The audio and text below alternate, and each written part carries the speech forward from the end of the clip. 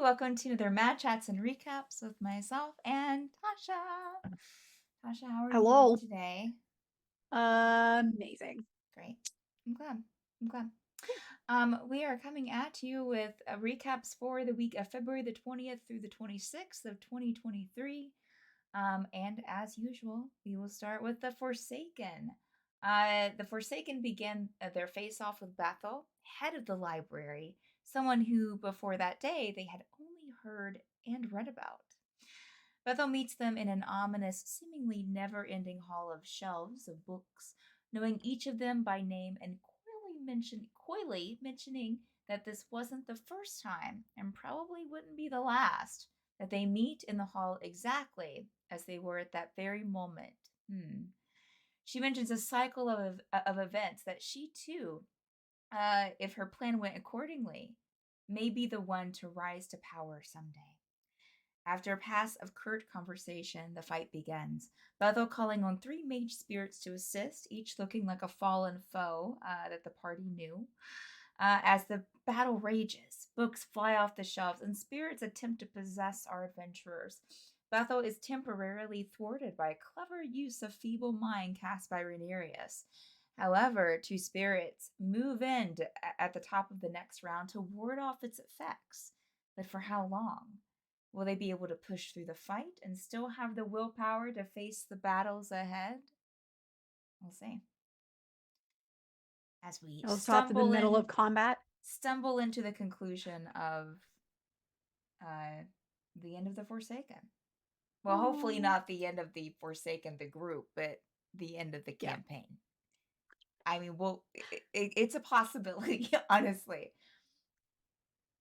I've spent I think about 7 hours altogether plus on just final battle stuff so far. Definitely more to add to that today, so it's okay. It's all right. Yeah. It's fine. Yeah, no, we did stop in the middle of battle, so they will pick it up this week. All right. We'll see if they Good luck. can get through. So what happened over on Sundered Fate on Tuesday, Sasha? Trauma. Well, Just a bunch of trauma with animals coming later to make us all happier. So let's see. Our adventurers start their trek through the forest of Evernight, heading to Elen Banner. Along the way, they encounter a grim battle site, complete with trees cut down by a wicked blade and several corpses of forestry monsters. As they set up camp one night, an eerie fog rolls in over the crisp snow of the campsite. As Feyora and Tuna swap watches for the night, the two are struck with illusory images. Illusory? Illusory. Okay. I don't think, whatever. I don't care anymore. We're not worried about it. Images of their deepest nightmares made real. Feyora's parents confront her and blame her for their deaths. Jesus. And the theft, I know, trauma, and the theft of their time with their children. Okay. Tuna sees the group, bodies limp against the ground, and is left with a feeling of guilt and disappointment in themselves for not being able to save them. The two of them cast off the illusions after taking some damage, only to have the fog affect Dia next, blasting her tent across the campsite with a thunderous boom. Everyone in the campsite attempts to aid Dia as she battles her worst nightmare, confined in a small room, locked away. She falls unconscious from the psychic damage, only after dealing with some significant damage to allies in her fugue state. After being resuscitated, the nightmare continues. Finally, she breaks free, and after some discussion, everyone finishes their night's rest. No. The next, Okay. it's fine. The next evening, they arrive at Elen Banner and enter a pet shop to care for Dia's newfound creature, where Tuna and Laedrin make some fast friends as well. So who's Dia's newfound creature? It's I forgot the name of it's a Fae creature. Their name is Gil. Okay. And they're precious. Great. Adorable. I think it's called a Wonderful. Feyru. Feyru. Well, that It's I'm great. yeah. Great. I'm So yeah. that sounds And terrible. tuna. No, it's great. It's so pretty. The pet thing, No, not I mean no, the I mean the trauma. entire episode. Yeah, no, the trauma sounds terrible, not the pet. I think this is a very like therapeutic campaign because all of us have trauma and we're working through it in this campaign. Great. The theme. Wow. Yeah. That's So well, good luck. mhm, I love the name Elen Banner for a town. It Banner. it's great. Mm-hmm. I see those wheels turning. Someone had the last name Banner. I don't know. Isn't that oh that's the Hawk's last name, right? Last name Banner? I think okay, I'll Google. I'm pretty Anyways. sure. Anyways. Okay, moving on to an extremis. And listen, that's what they're here for, is for us to talk. They know what they stepped into watching this recap. One Renner. oh, anyways, Jeremy I need Renner. to Google this. No, that's that's not what we're I talking just about. The hawk. the banner Renner. Anyways, okay. So Anyways. on last Saturday's in Extremis, armed with knowledge, Cassius, Grundy, and Ashavar participate in Vic's ritual to bring them on a practice run into the dream realm. While there, they learn valuable tools to manage the chaotic nature of the dream realm, and Vic gets into a sparring match with someone he apparently knew from a long time ago.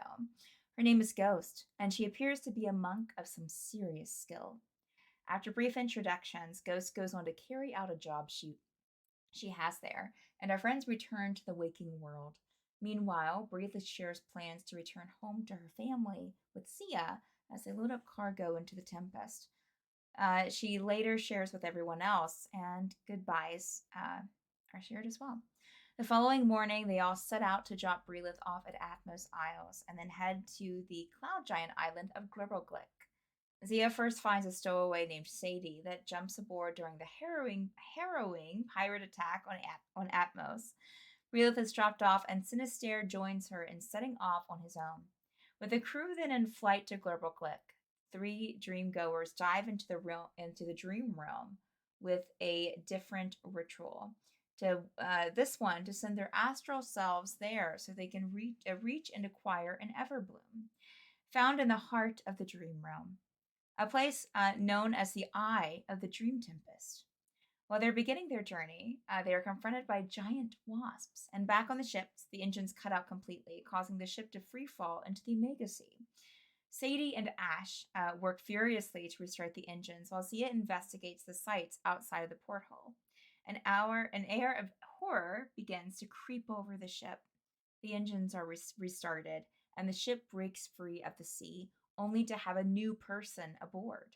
A woman lies unconscious on the deck of the ship. Once awakened, a conversation is had with the confused individual, thinking it's a different time altogether. Upon hearing the year, she falls to her knees. It's been 3,709 years. What? Did he even mention that? Okay, yeah. So Sadie, Sadie is my new character since Mm-hmm. Breelith left. But I was I'm like, waiting for Sadie to create her dance. to create her dance. The Sadie Hawkins dance. Oh, of course, You're welcome. of course, You're welcome. yes. But yeah, a lot of stuff happened. Um, I can't wait to hear this new person's story, which is Lily's character who joined the campaign. Yeah. Should be exciting. There's a lot of stuff 3,000. happening. Yeah, I have to practice my southern accent. Oh boy. Oh, yeah.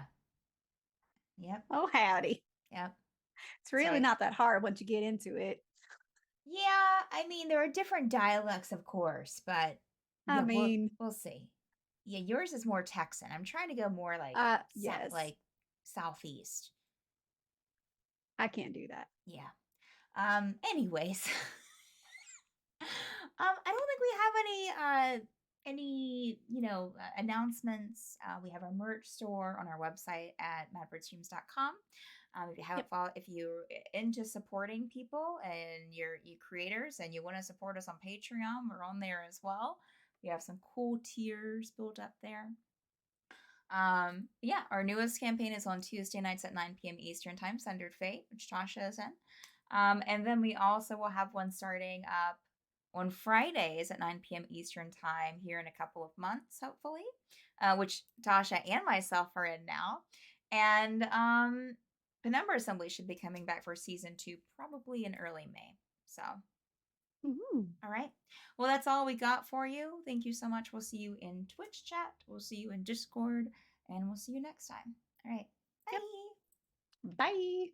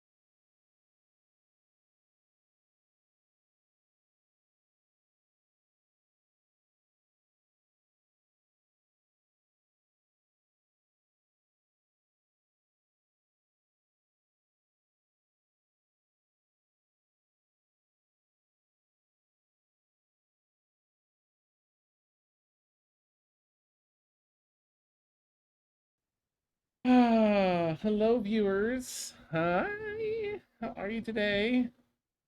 We're back. Episode 11. Sundered Fate. We are killing it. Cruising right along. We fixed some name tags here because Tuna won tonight. Tuna was here first, and Tuna won. It's unheard of. So close. I was so close. It's true. Yeah, that's true. You came right behind. That's fine. Nope, wrong thing, Dan. Try to. How are you, viewers? Are you having a good evening, viewers? Oh, glad to have you here. We got lots of stuff here. Under Fate, dinner, puppies, other interesting things like that.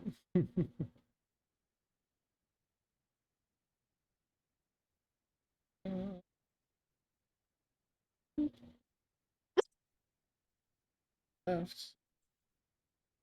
Fortunately, Dia won't be able to make it tonight, but probably back next week. Set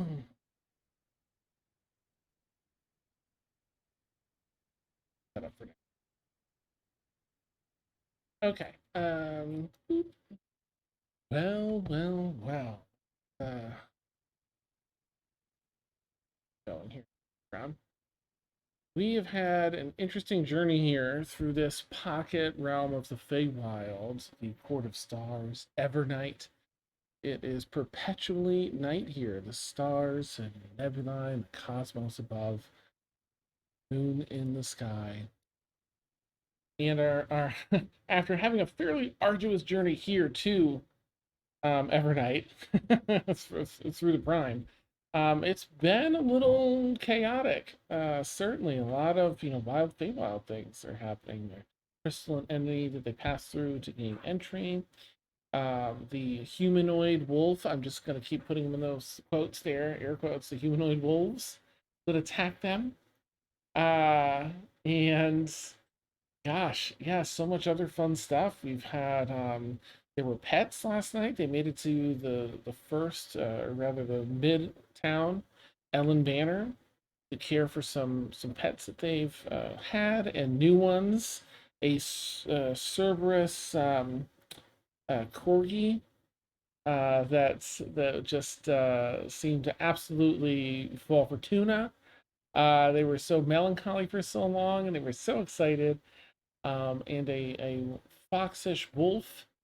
Um, all right, I thought I had the name things fixed, but I didn't. Oopsies.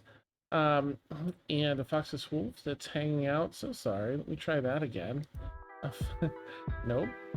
Oh my gosh, I'm butting all the wrong buttons. Okay. Jeez. Where? Uh, teenager of prom. All right, here we go. Adrian. That's who we want. Okay.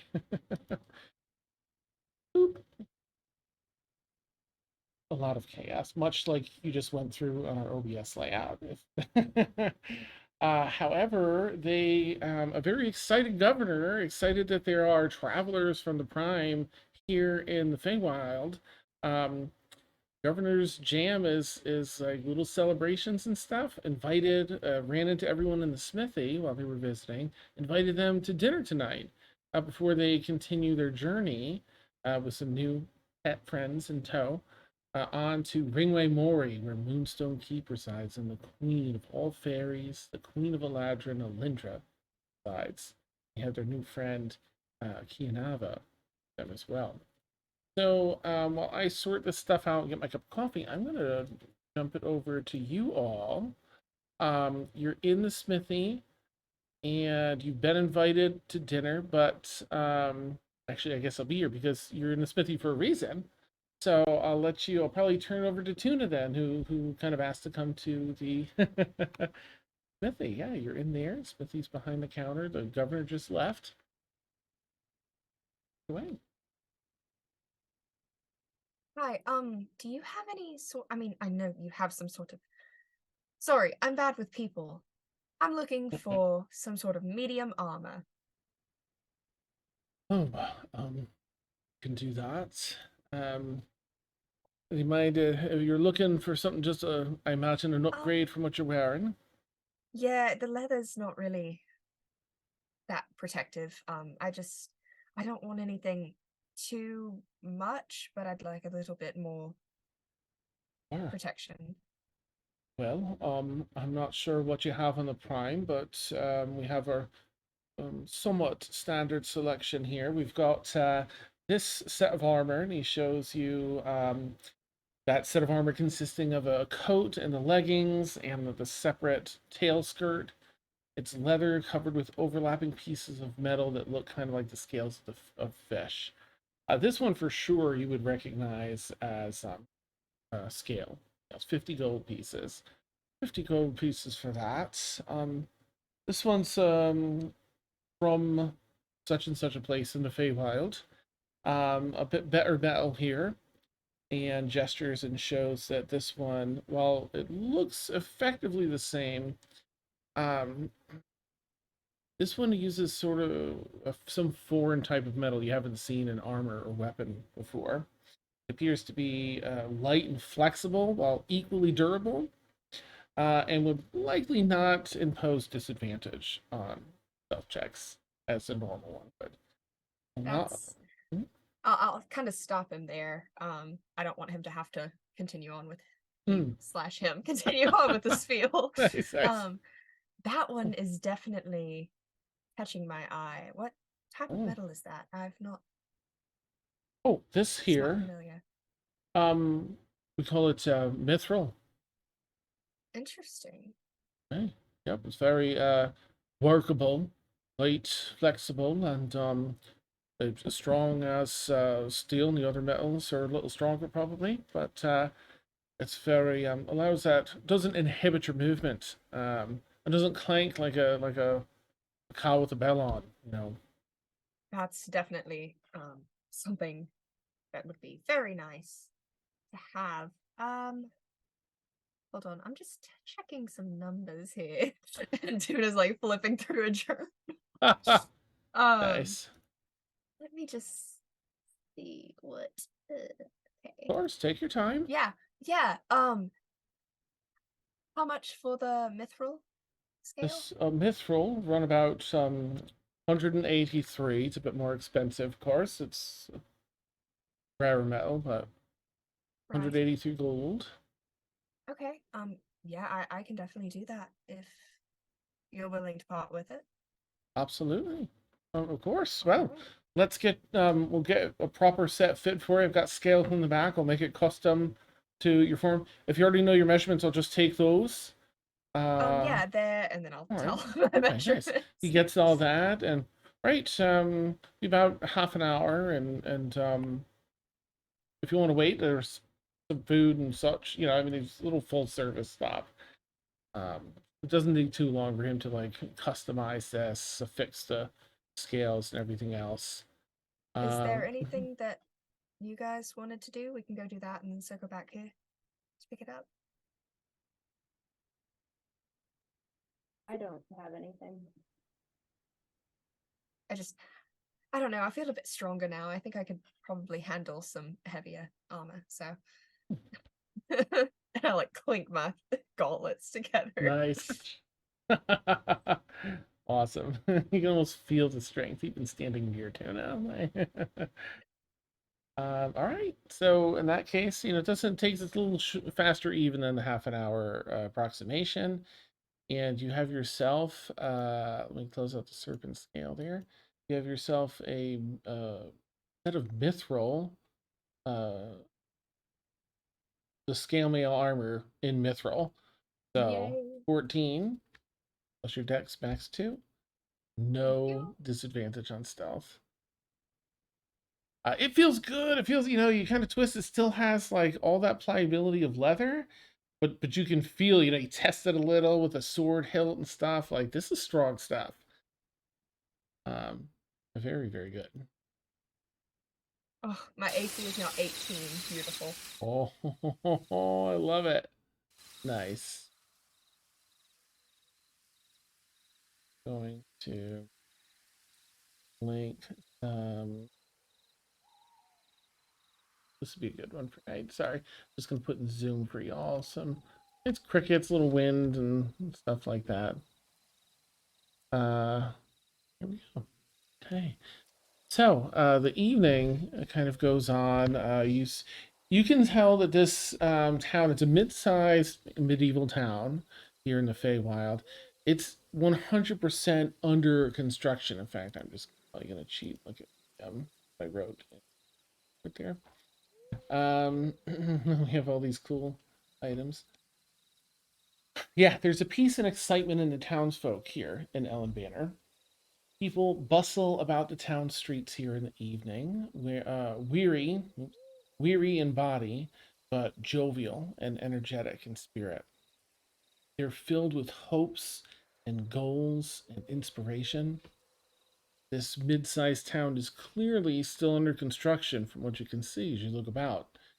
And judging by some of the foundations and layouts you see in the works, they are building something grand here. You can almost visualize the majesty and beauty of what's to come. You can almost see the buildings coupled with nature rising into the sky, the children playing, the adults pursuing their dreams and living their best lives. There's just that forcing kind of energy here in the people and in the town this evening to navigate it. Before ultimately heading to the governor's manor, I imagine. Okay. It's maybe a little ostentatious on the edge of town. It's a little hard to miss. But it looks like it'll probably fit nicely, maybe even be dwarfed a bit once the city's finished. But as the town stands now, it seems like a rather large building for one individual. Jump into my notes here. You all arrive. Here we are. Okay.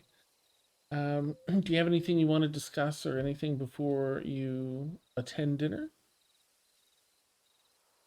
Nope. As you approach, you are welcomed with doors opening up. There's a number of servants that are dressed in beautiful flowing outfits. And they just gesture you in, seemingly expecting you, knowing who you are. Um, while obviously very dark outside, the streets are lit, of course, but as you've navigated the driveway, it's a bit dark here. It's just a moonlight illuminating the grass and the features of the house. When you step inside, there's warm, that yellowish orange light everywhere from ever burning flames on torches and in beautiful little sconces on the wall. And there's music being played by a live trio of people, a string trio. And you can smell the food. It smacks you in the face when you walk in. There's a lot of different smells here, from savory to sweet. And you find your way. You're guided by a couple of the servants, walking down a narrow hall, long runner rug that seems to almost be a tapestry of some story as you navigate that, and enter the dining hall. Number of a rather large rectangular room adorned with a lot of interesting paintings of different scenes of the Feywild. A lot of serving tables and hutches and display cases. But there's a certain warmth to it. It's lived in. The servants don't seem to be, you know, just servants. They seem to be almost part of this family here. Um, the governor is looking at one of the paintings and turns, oh, welcome. Oh, I'm so glad you took me up on my offer. Please, pull up a seat anywhere. There's like 12 available seats at the table. Yes, I had our cooks and chefs make plenty for everyone. So glad to have you. Is there anything I can get you from the kitchen? There's wine and drinks, over to water, over to ale, and just about any category of food you could imagine, from vegetarian to vegan to meat lovers, you know. Hmm? I'll take a wine, a red, dark red Mm. wine. I imagine you perhaps as a connoisseur. Please, he walks over to one of the hutches and opens up the doors on the front, and it swings open. It is this massive wine rack. Well, if you'd like to sample anything from these two rows, I think you'll find now. These are our dark reds. They're from all around the Feywild. I think you'll find one or many that you enjoy. Help yourself. Yeah, thanks. I'll just grab the first one that I see. Wait, are they all brand new or have they They're been all corked? They've been completely corked. sealed. And there's like a bunch of little testing glass, the little short ones for sipping and stuff. If you want to test them out. Yeah. Mm. Help yourself. Want Open to as open them many all? as you wish. Perfect. Oh, good, good. Yes, please partake. Right. I'm terribly sorry. My name, I've introduced myself as Governor, but I can't recall if I gave you my name. I'm known as Bracken Whiffleglade. A pleasure to make your acquaintance. You first, Laedrin, since you're there. Laedrin. Pleasure. What a divine name. I think that's in my family somewhere. Wonderful. Yes, and you. Looks over to Tuna. Opportunity. A pleasure. Opportunity. What an inspirational name. And you, if I may inquire, of the Feyora. Feyora, pleasure, and she kind of does like the double hand Oh, handshake. what a fine greeting and a firm handshake. And Dia's not gonna wait, I think, to be asked. She'd probably be like, "Well, my name is Dia, this and this, and it's a pleasure. Thank you for the assortment and so on." Yes, well, if you have any different tastes in music, let me know. Of course, this trio plays quite an arrangement. Why I asked them to come in tonight. So please tell me. Jostles down into his seat at the end. He's a bit of a. He stands maybe 5'10", 5'11", fairly heavy set. Jostles into his seat at one of the ends of the table. Oh, so what brings you to our fine town of Elen Banner?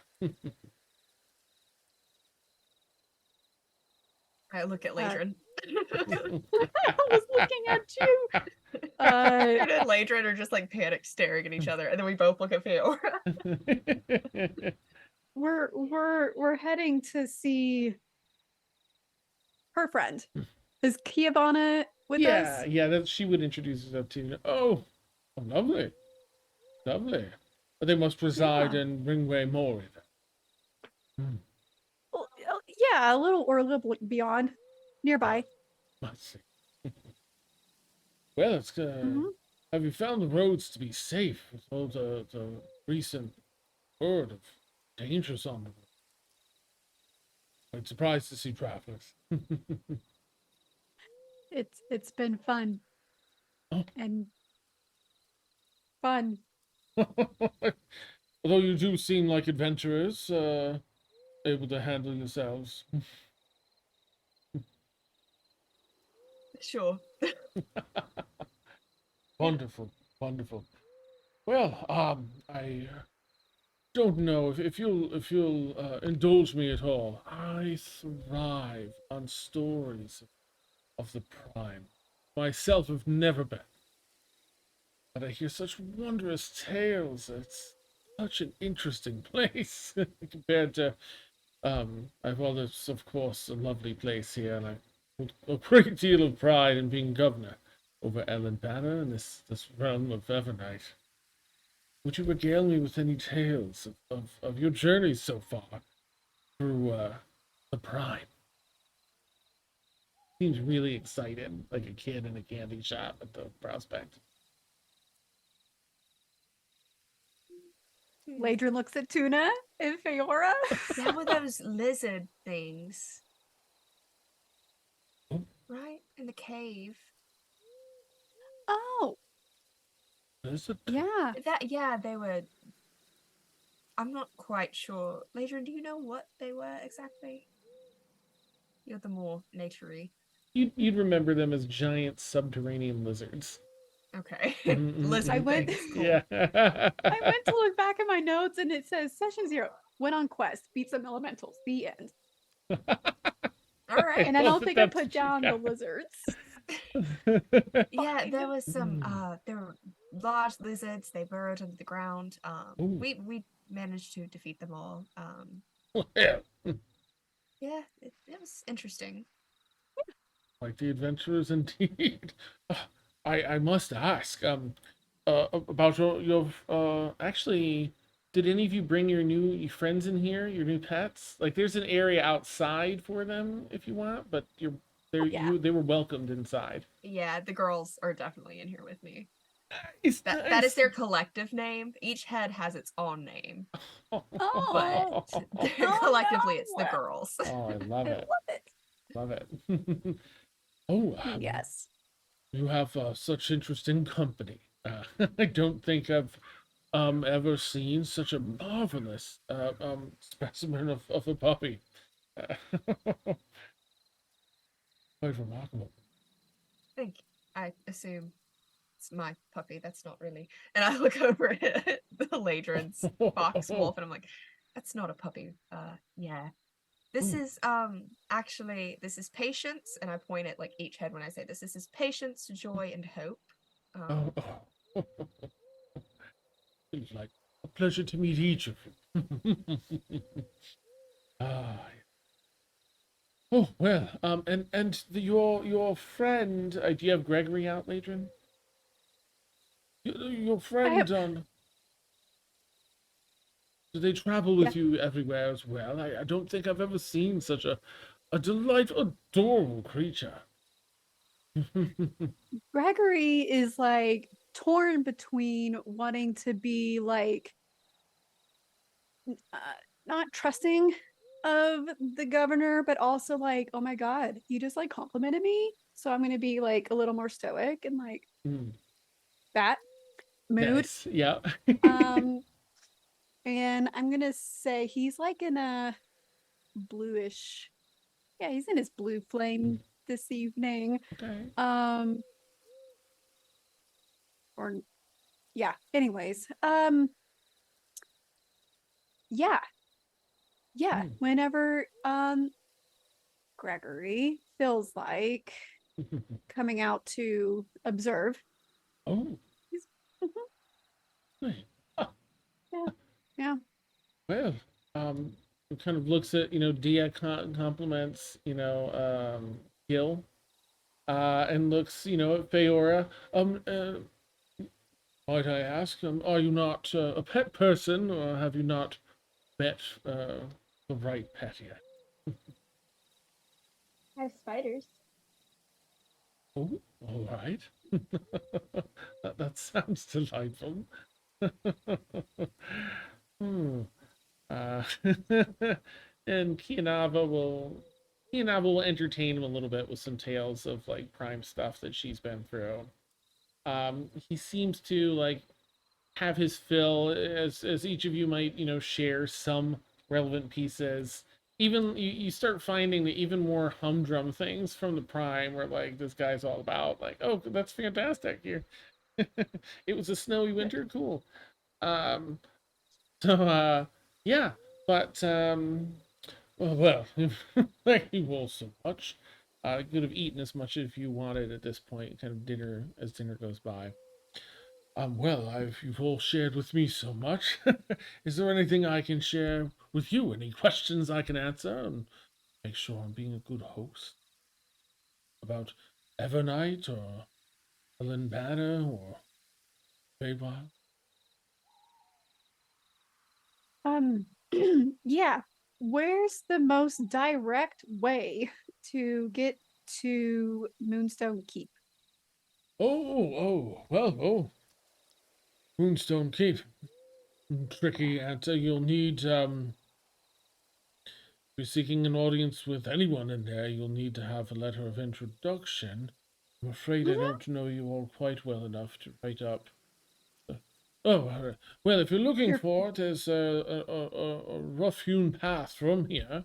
If you take the western exit out of Elen Banner here, the town, you'll find a roughly hewn path from here to Ringway Mori. And once there, you can't miss, while it's always visible, of course, Moonstone Keep, you truly can't miss it once you're on Ringway Mori.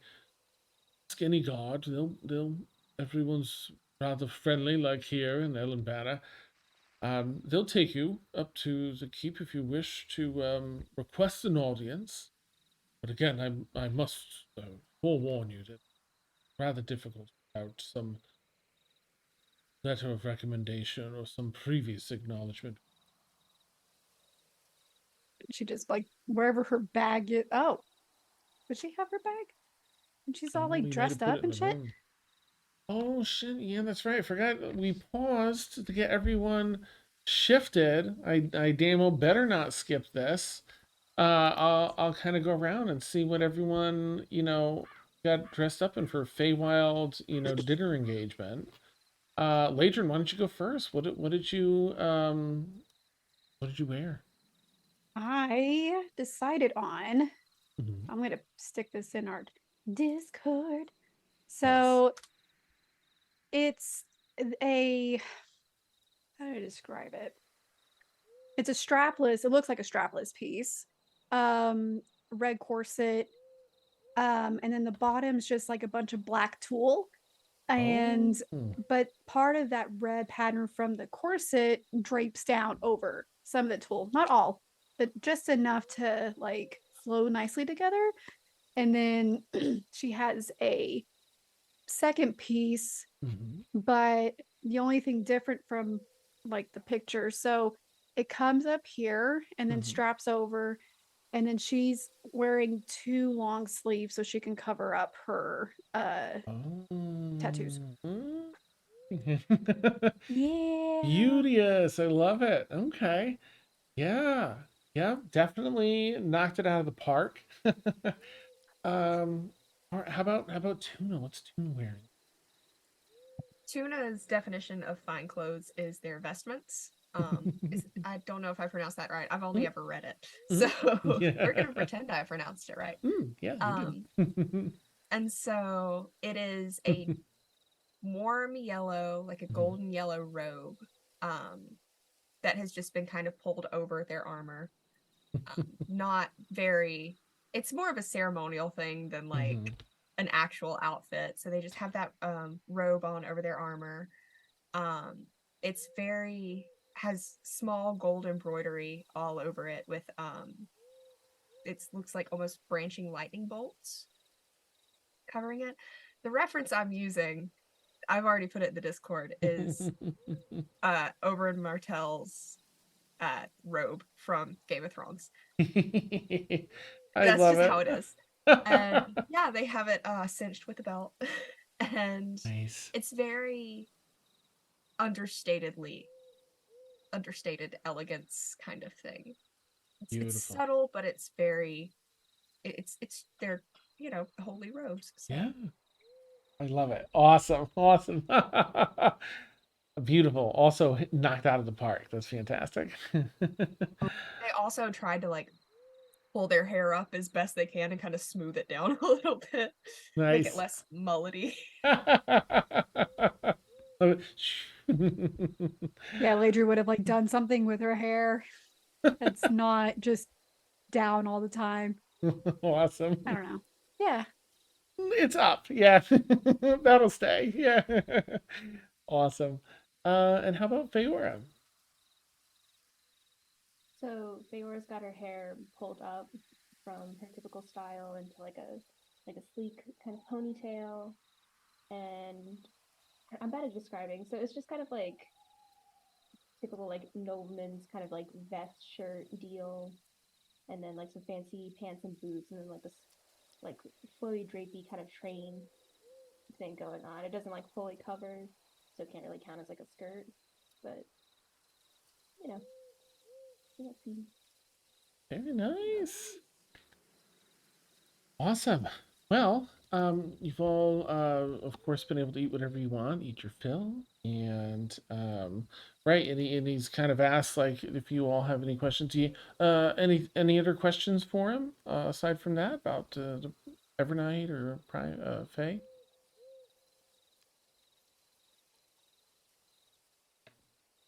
That's fine if not. Just wanted to check. No, no. I Okay. thought I had something else, but we're good. Okay. So he chats a little more. You know, he's spoken. He's definitely has a fondness for Evernight. Spoken highly of Queen Alyndra, and definitely cares about the citizens here in Elen Banner and its growth and such. But it seems to be almost like a ceremony for him to greet people. As I think the Smithy mentioned, people that come through the town, he likes to invite them to dinner and have talk about the Prime, talk about this. And so as dinner kind of wraps up, well, yes, I truly appreciate all of you again joining me for dinner. I'm sure I've held you up quite enough. I do like to gift those that have so kindly accepted my invitation. Those from the Prime as they pass through with a little bit of a curiosity. He gets up from his chair and goes into another one of the server drawers, pulls the drawer out and kind of rummages through, and comes back and says, "So well, selected this rather randomly from my drawer," and closes it up. And comes over and puts down a little tiny pouch. It's maybe just 4 or 5 inches tall. Seems to be a leather pouch, cinched shut. Makes sort of like as though it was full of stones or something. Drop. It's yours to do with as you wish. Yes, I attend a great many events, let's say, among the aristocrats of the Fae. And, there are far too many gifts given at every door, so I like to impart some of these curiosities. I myself am not sure what this does, but I sense some magic about it and figure it's yours if you wish. Thank you. That's very generous of you. Yes, I Wait, you do. haven't opened it? Or you have? No, I haven't. So be cautious. It's magical, but I imagine it's beneficial. It was given at a well. And he kind of blushes a little at the thought of whatever this particular party was, and at a party of sorts. Mm-hmm. Mm-hmm. So as a second, I'm not saying this to him, but as a secondhand gift, we don't know what it does. I'm nervous. Okay, who's going to touch it? Oh my god.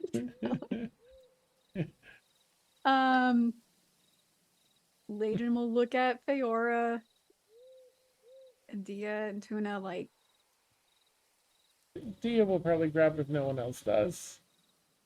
Only figuring that she's like, well, if you're offered a gift, it's probably, she has that sort of regal attendance feel to her. Like she knows how this goes. And thank you. And goes on like very, over the top to say thank you in a very DOA.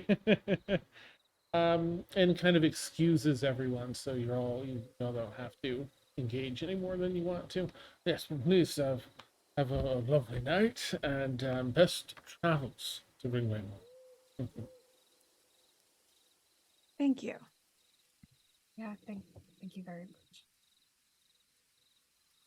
You're all escorted out. You're back in the town. You've got your room already ready. It's well, tough to tell because it's always night. It's gotten fairly late. It's probably 10:30 or so at night. What would you all like to do? Listening. I'll just step away. I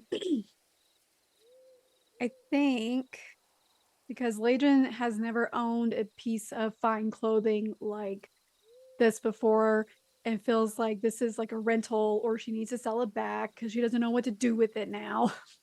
Like, do I try to sell it back? Do I keep it? I can throw it in the bag of holding. Are y'all keeping yours? I mean, yeah. I mean, kind of have to keep mine, but I feel like I'm not really the target audience for this question. Fair.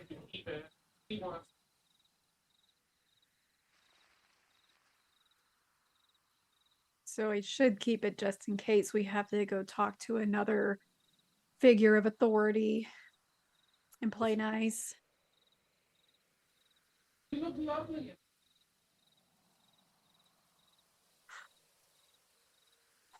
Thanks, Dia.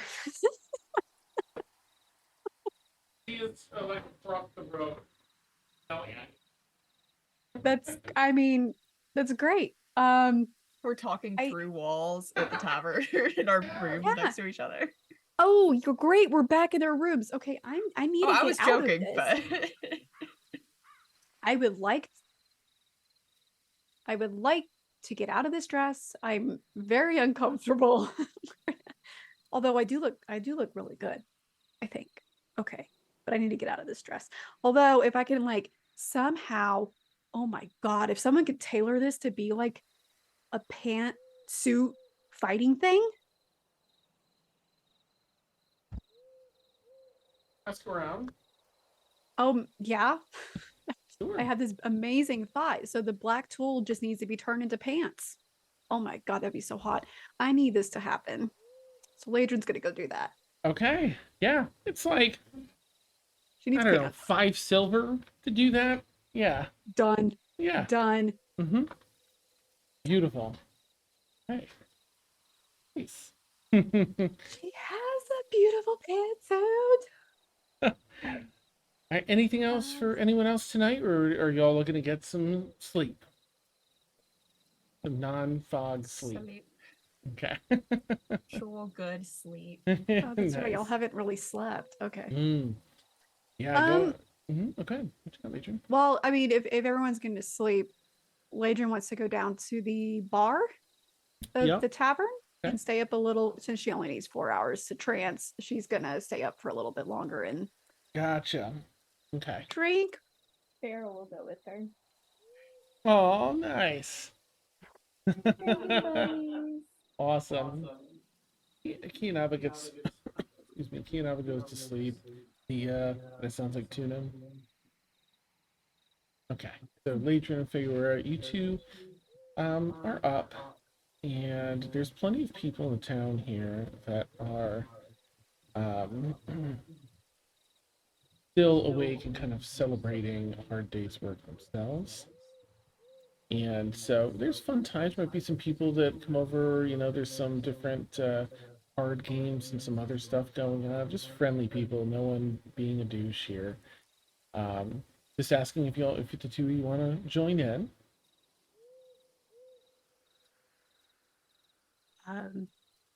I feel like maybe people watching. So probably not sitting at like she's telling this to Feyora. I don't know about sitting at the bar, but maybe on a side table where I can just scope and people watch. Nice. Cool. Yeah, the two of you have a good time. You talk a little about the crazy shit that's going on down here in the Fae, and yeah, catch up before heading to bed. So you can all give yourselves, make sure in D&D Beyond to give yourselves a long rest, proper rest, before setting out the next morning. You all meet up. I assume you're just, do you have anything else you want to do in the town? Or are you ready to hit the trail and get to Ringway Mori? And I don't have anything else. Same. Okay. Dia just, Now, oh, go ahead. No? sorry, Okay. I was thinking, Please.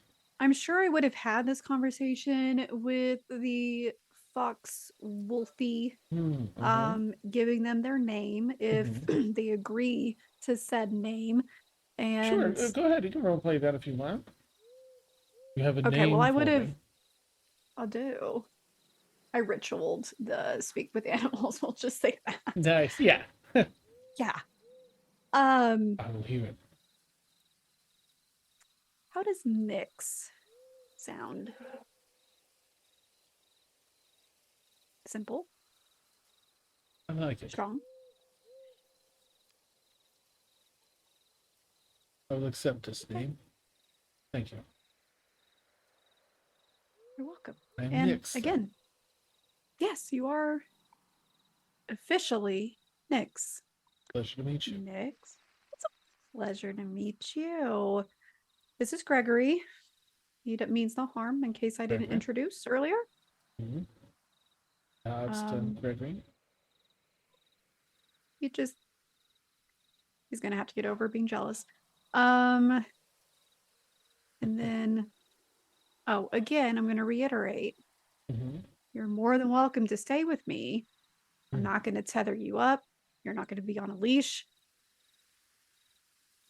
You're free if you do choose that you don't want to come travel with us anymore. I'm okay. Just give me a heads up. That's all I ask. And yeah. I'm welcome to your company. Thank you. I think I will consider this on our journey. And before you leave Evernight, I'll have my answer. A rather large decision for me if I wish to leave my home plains. Mm-hmm. Travel for a time until you are ready to leave. Okay. That sounds like that's a fair deal. She's gonna go into her side pouch or whatever and pull out, like, she has the treats or whatever from the store. She takes a couple of out and hands it to Oh, nice. Nyx. The meat chunks. Yeah, Nice. no. Okay. Cool. Okay. Right. So you'll have your packs on. You're sort of at the gate, ready to leave Elen Banner. Dia has just a moment of like a longing look at the inn and the comfortable night's sleep. Like, right. Well, I guess it's time to hit the road again. But the sooner we leave, the sooner we get to the castle. Who's leading the way? Yes. Who wants to lead? I could try again.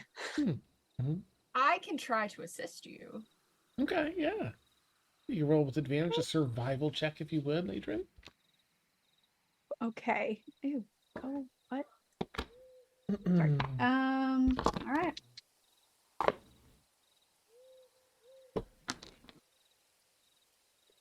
So I rolled 2 3s. So that's a big fat 9. Okay, all right. DC's a little lower through this part. Yeah, there's a roughly hewn path, so it's much easier to stay on path, but it does get, overrun by nature in a few areas, so there's some spots where you might get lost. But for day one, this part's been traveled a fair bit, so you seem to make it through the day.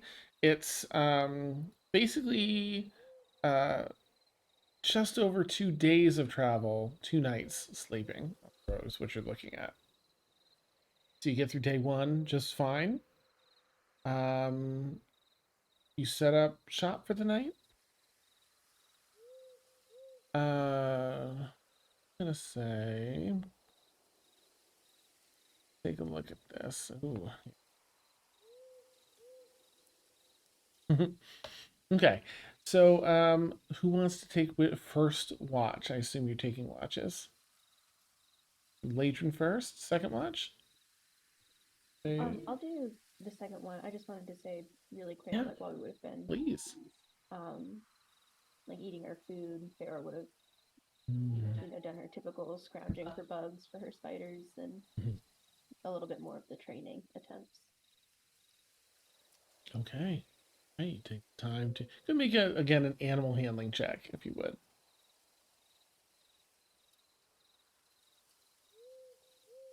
21.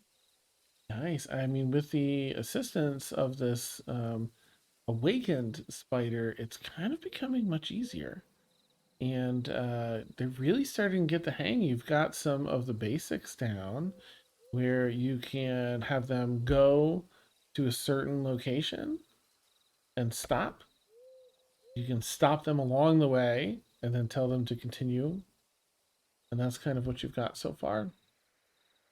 Thank you. A minor accomplishment in case you end up wanting to feel good about that. Nice. Sorry, so I should ask that. I'm so sorry I skipped over that. Anything at dinner or before watches tonight that anyone wants to do? I want to try to be just training the girls, just Oh. basic, just sit, stay, stop trying to jump on everyone, you know. Yeah. What you always teach a new puppy. Mm-hmm. Yeah, go and make an animal handling check if you would. Oh, I'm so good at that. It's an 8. Okay. Okay. I mean, maybe some of it's sinking in. It's not super successful, but like at one point they kind of do what you're asking, but then immediately kind of do something else. You're like, maybe they're getting it. We'll It's see. progress. Yeah. It's progress. Yes. But they love the time spent with you. They're just so thrilled for the engagement and everything else. I just keep getting like knocked over because they get excited and just like jump up on my shoulder, like, no, no, no.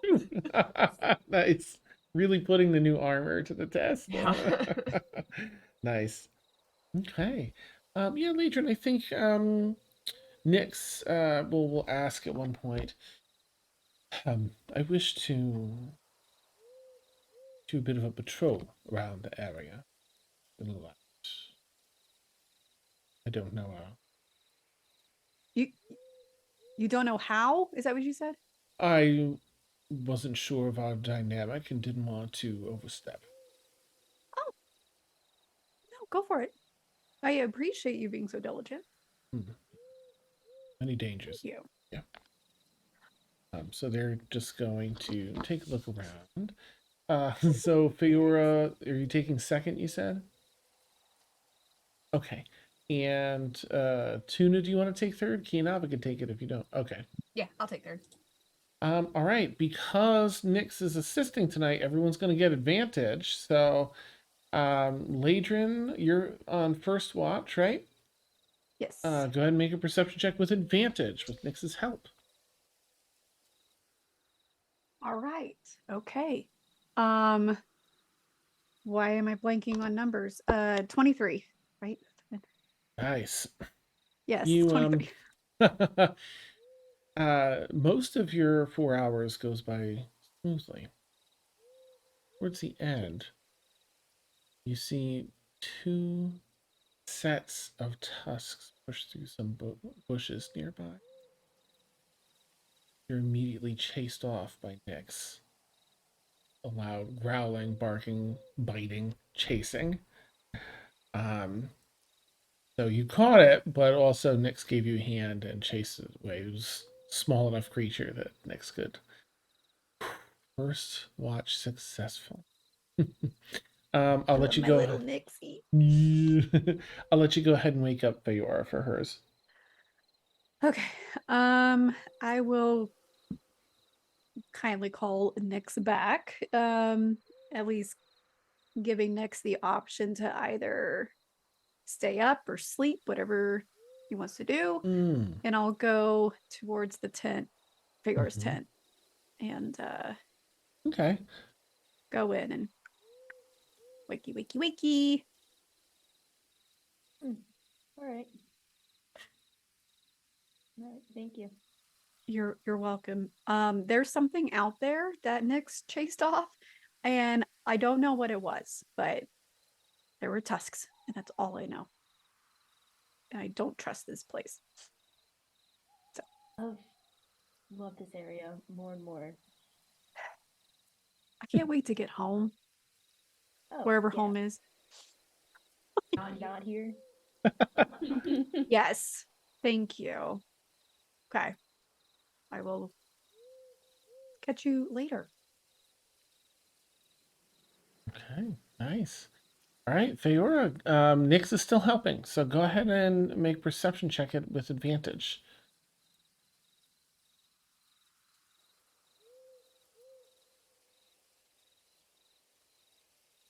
15.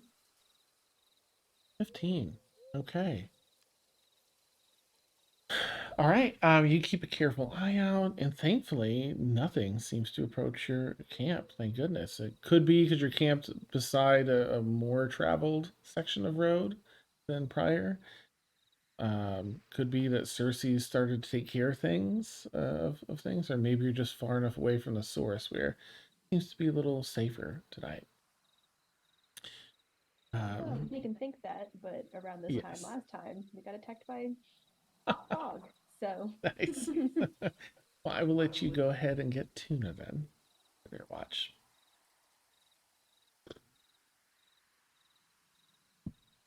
she'll walk over and kind of like, zip open or however these tents are closed, kind of like poke her head in. Like,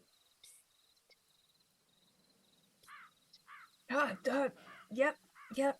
I'm eventually gonna get used to this. Interestingly, Feyora, as Tuna awakens and kind of comes up from the blankets, you see Tuna, but there's sort of like a tree version of themselves. Like, skin is bark, the hair is branches and leaves. They look like a tree version of Tuna. Tuna, as you turn and look at Feyora waking you up, Feyora appears to be a tree version of herself. Bark for skin, branches for arms. I'm just gonna kind of close my eyes again and then just open them and be like, "Are you all right? are you all right? What do you mean?" And then I'll like look down. Oh Well, gods! as you look at yourselves, you look fine. Oh. Mm. I'm fine. What are you talking about? You look like you're a tree. You look like you're a tree. You don't look like I'm Oh, a tree. I mean, I where's know that I'm man's tall, food? but You look like a tree person. You look like bark for skin, not the yeah, height. that's how you look. Where's? Hold on. Feora's gonna like walk off and like go into Laedrin's tent and kind Yeah, of like rip it doing that open. with Dia. Are you a goddamn tree person? You just fell asleep, Ah. Laedrin? Yeah, I mean, you've been asleep for 4 hours or whatever, so you get like jarred. Oh, are you trance anyway? Yeah, you I rip that trance, yeah. open, and there's a tree person Laedrin that's trancing in there. Fuck. Laedrin, a tree Feyora, As burst she- open in your tent. To yourself, Laedrin, you look fine. What the fuck? What the fuck? What did you do? What did I do? I just sat out there on a fucking tree trunk, and now I'm a goddamn tree trunk. Apparently. What is all this noise? Dia's gonna come over and see 3 tree people. What happened? Feyor is now gonna storm over to Keeyanava's tent. Be like, sorry to disturb you. Do we look like tree people to you? No! What? Yes! What? Are you all tree people? This is a joke. No, This is a shit joke. Oh, well, I I'm... remember signing up to be a comedian. How am I the only person that's not a tree person then? Oh God. Hold on. I can't dispel Because magic. you're- That's Can you all make a perception check if you would? oh God. I'm gonna say with disadvantage because it's a little chaotic right now. Oh come on. I rolled a 24. Oh, I'm so and sorry. Oh, Oh, no. good. And then it was a 24 and 2 an 8. That's Oh, fine. I'm so 23. sorry. and an 8. Got a 9. All right, let me go around and get everyone's finished product. I'm sorry, Tuna, you got 8. okay. Laedrin, yours was An 8. Feyora. A 9, because that's just how this is going. All right, let me just check. Reception's a -1. Are you kidding? So I was about to say Dia's got a -1 for sure. yeah, a 9 for Dia. Still Right, too let me roll for Keeyanava, right? Okay, 17 and a 19, which that's a 21. A 21. Ooh, Oh my God. somebody. Yeah, something good. The one with the negative wisdom modifier beat the 2 wisdom casters of the party. What the fuck? I have Wow. questions. Oh my goodness. Yeah, that's I don't like awesome. this. Oh, all right. Is that your wolf? And what are those? And you see the wolf chasing a bunch of these things like back and forth just on the edge of the camp. You want to check it out? Yes, that's my wolf. All right. You head over there and you see, gosh, they're about knee level to you. It's a whole like a swarm. Or I mean, it's a whole grouping. There's not a swarm. They're sort of humanoid creatures. They're about knee level. They look sort of like well, you know what, Keeyanava is gonna be like, oh, it's bloody Gnomelins. And they're not gnomes, they're more of like an aberration of some other creatures in the Feywild, and they kind of look very loosely like gnomes, but a lot of them have like mushroom caps for heads, like little different bits of mushroom that sort of form cap. They kind of think more like freaky, no, like lawn gnomes, but freaky, with mushroom caps and like sort of hag-like features, D&D hag-like features, and they're about as high as your knees. They have axes, and thankfully Nyx is sort of chasing them all off, but they were approaching the camp with little axes as though to like chop your tree cells down. Oh hell no! Yeah, yes, Hunt them. they're running. The Nyx scares most of them off. Many of them do seem to like glide into the earth and disappear. Others run into the forest. And Nyx, returns after they seem to go away. At one point, you look at one another. You see yourselves back in your regular humanoid. Nyx is. Well, there were many of those creatures approaching. We're doing axe chopping motions, rather aggressive. So. Are you hurt? Just some minor wounds, and there's some cuts and scrapes from the axes and stuff. Healing my baby. Oh, Does it look like I need a cure wounds or a? let's see. Let's do some rolls with these little axes here and see how they. Those aren't bad rolls. Yeah, they could probably get away with a healing word, a decent healing word. You still have 4 hours to trance if you want to get your stuff back. So do whatever you want. Okay, well, I will cure wounds just to make sure that Okay. Nyx is back to full health and my baby. Nice. Heal something nice. Thank you. The treatment. Well, thank you for protecting us and getting us out from. Well, I mean, I look fine. Laedrin's looking over at Feyora and Yeah. trying to make sure that they're not tree people anymore. They're back now. Yeah, everyone's back. So tired of this goddamn place. It's awful. It's so bad.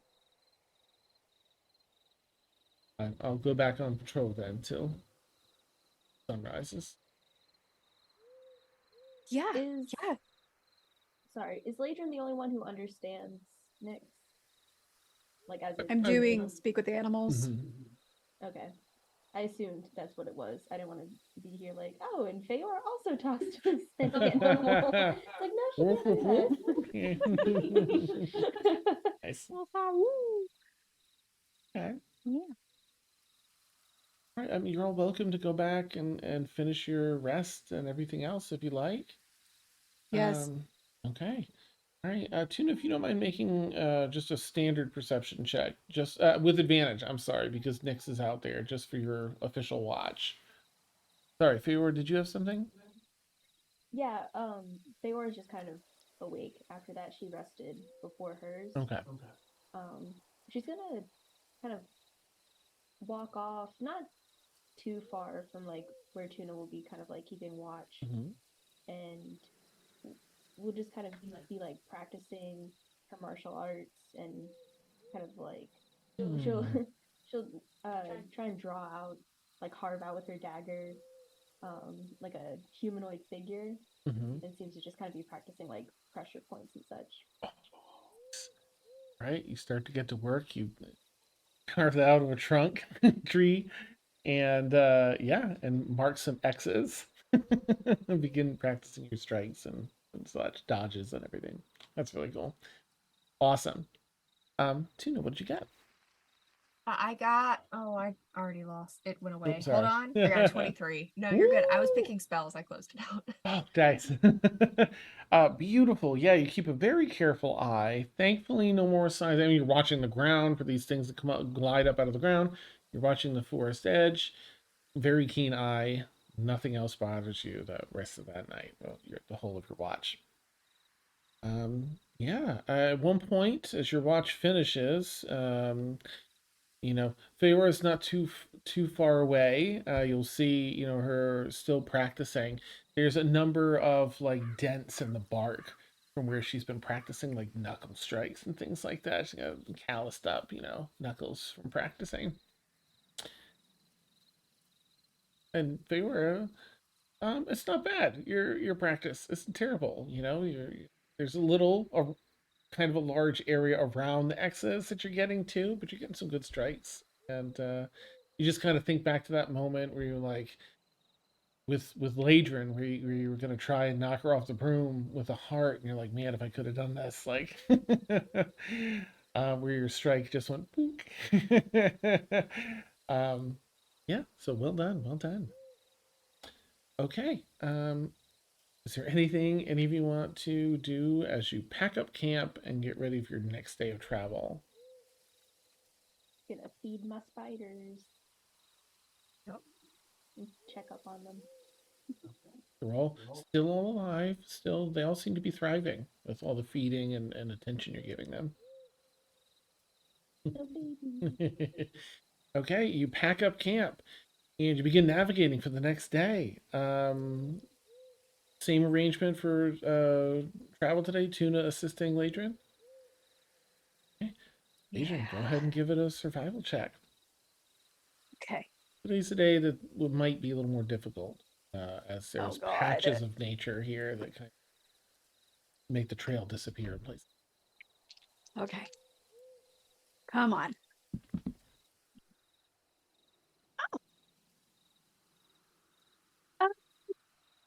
30-20. Oh, Yep. beautiful.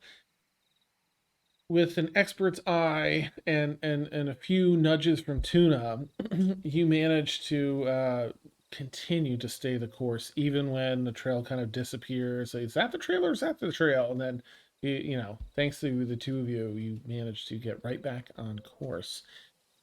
Um, can I ask each of you to make a perception check as you're traveling today?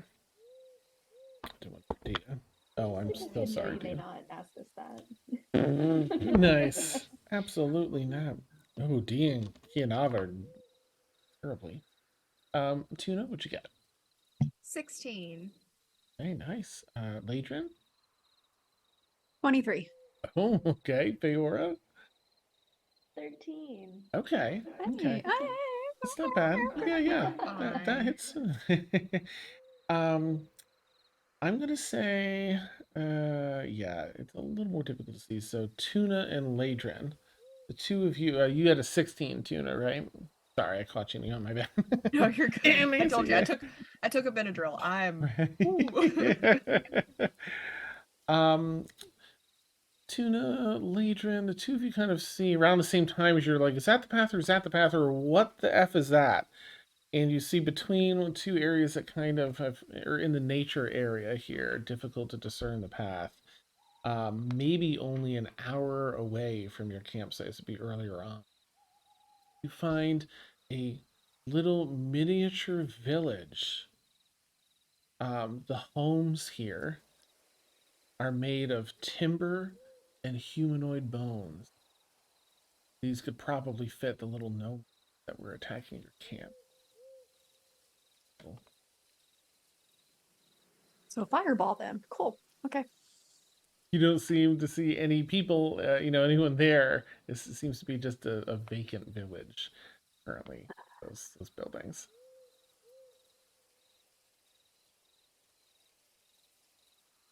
Do we fuck with them? Not like destroy their homes. I don't think we would do that, but like we could leave a message of some sort. I'd rather Like- not end up viewing everyone as tree people again. That's fair. And it looks like their little bones are scattered everywhere already. Looks like someone beat us to the punch.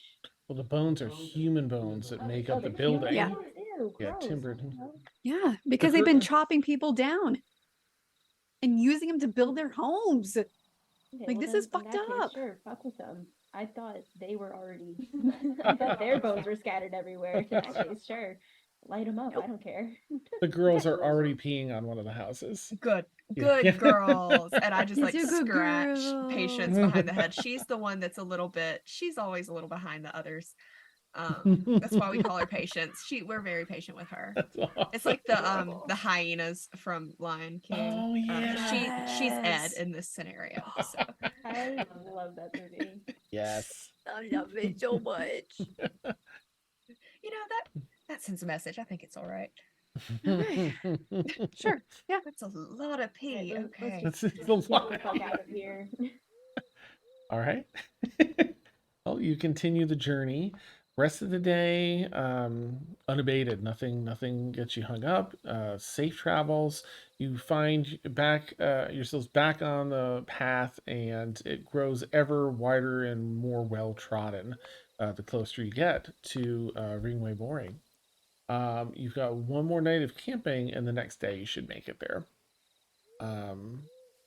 You all begin setting up camp. Is there anything any of you would like to do tonight before camp? You know, I do. Mm-hmm. Gonna, scrounge up some more bugs, Uh-huh. feed my little buggies, Okay. and then this time, I want to see if I can train them to aim their webs. Oh, It's shit. actually might be kind of advanced, but You can we'll give it a see if I can shot. handle it. Awesome. Well, I'm gonna say, because I always like to reward, like the role play, right? And you've been super diligent with like feeding them and working with them. That they're turning into stonky little spideys. They're nice and healthy, not unhealthy stonky, healthy stonky. Little baby. Yeah. So go ahead and make an animal handling check. I'm going to, it'll be a straight check. You have help from your awakened one, but it's advanced and new, so DC is a little high. So straight animal handling check. If you get, I'm gonna put it pretty high, maybe a 21, then they'll be successful. I got a 20. They were so close. You know what? They were aiming, but they were close, but missing the targets. Little spider targets you set up. They're like little leaves that she's like Okay. into the trees. Mhm. Like they were just barely missing, but it's amazing for their first round. Yeah. She gives them all their praise, and she picks up Scully and just, you're doing so well, and kind of like pets his back a little bit. Mhm. Nice. Oh, I love it. Okay.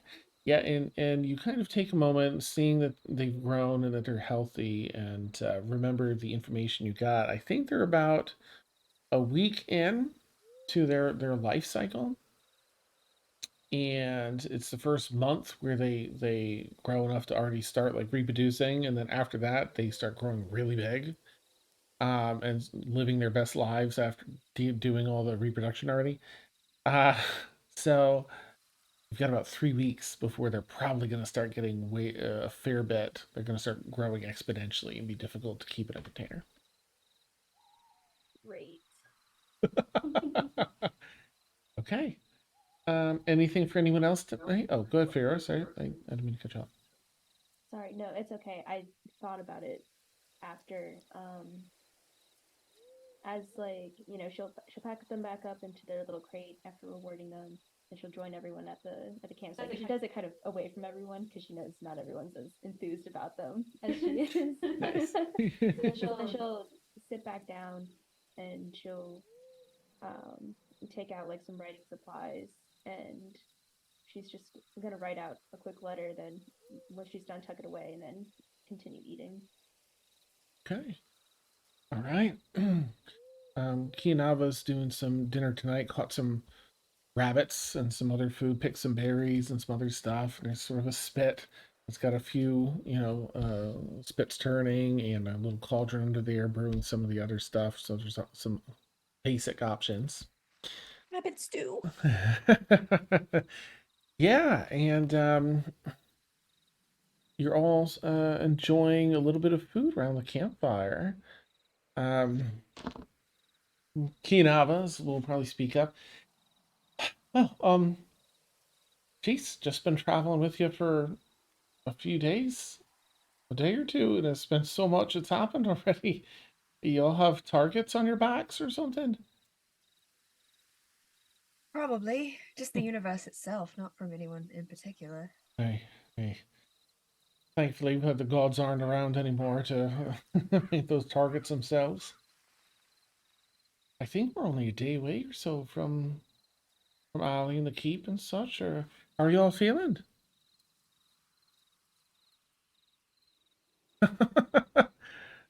I think you've all experienced the dangers, but I swear there's just whatever's happening down in the forest there. It's just got a lot of this nasty stuff riled up. Usually there's an equal measure of grand and fantastic. Sometimes this is just a little pocket of the Feywild for Ali, but if you're ever looking to head into the true Feywild, you might find a little more of the friendly and the fun. Just as much of the danger, but you'll have the friendly and fun along with it. Give me a call. I had no idea what those things were at first there, but I don't know. That village was disturbing. I don't understand. That's okay. I don't think I want to understand. So Right? I'm ready to get back to what I'm very familiar with. Good. So one more day. That's it. One more and we're One more done. day. Should make a song about that. I think it would hold up well. One more day. One more day. I'm not a bard. I've been sitting here this entire time. As soon as she said one more day, I'm like, one day more. Like my brain. Oh, it's awesome. fine. Theater kid on Maine. It's fine. Love it. That and Tomorrow, Annie Tomorrow, were in my head. Yeah. Me too. I was like, nice. So you get to have Keeyanava probably shares a couple other little tales about some of the more grand things in the Feywild. There's these incredible galas held by different well, she's talking about her Feywild, not the current one. You see every so often she starts down a memory and kind of gets almost like a pained or soured face and kind of adjusts the trajectory of the story. Often when she's talking about these beautiful events, she mentions, she gets close to mentioning or accidentally seems to let slip something about a partner or a loved one, and then quickly kind of course corrects. He's filled with pain. But there's plenty of silly stories, there's some pretty grand, cool things. She does warn you that if you ever hear music playing in the Feywild, out in the woods, like out in nature, go the other way. That there's an eternal dance that you can get caught up in, and you don't want any of that. I think those are the main things. Campfires being put out. You're getting ready for bed. Campfires, still lit, but Keeyanava's getting the stuff, the sand, to put it out. You're all kind of heading up to your respective tents. But you feel a tremor. And then rapidly another couple of tremors. And the whole of the ground, about 60 feet in any direction you look, that whole circle of the camp is shaking and being pushed up. The earth. What would you all like to do as your campsite's getting upset and you're getting tipped over? The fuck.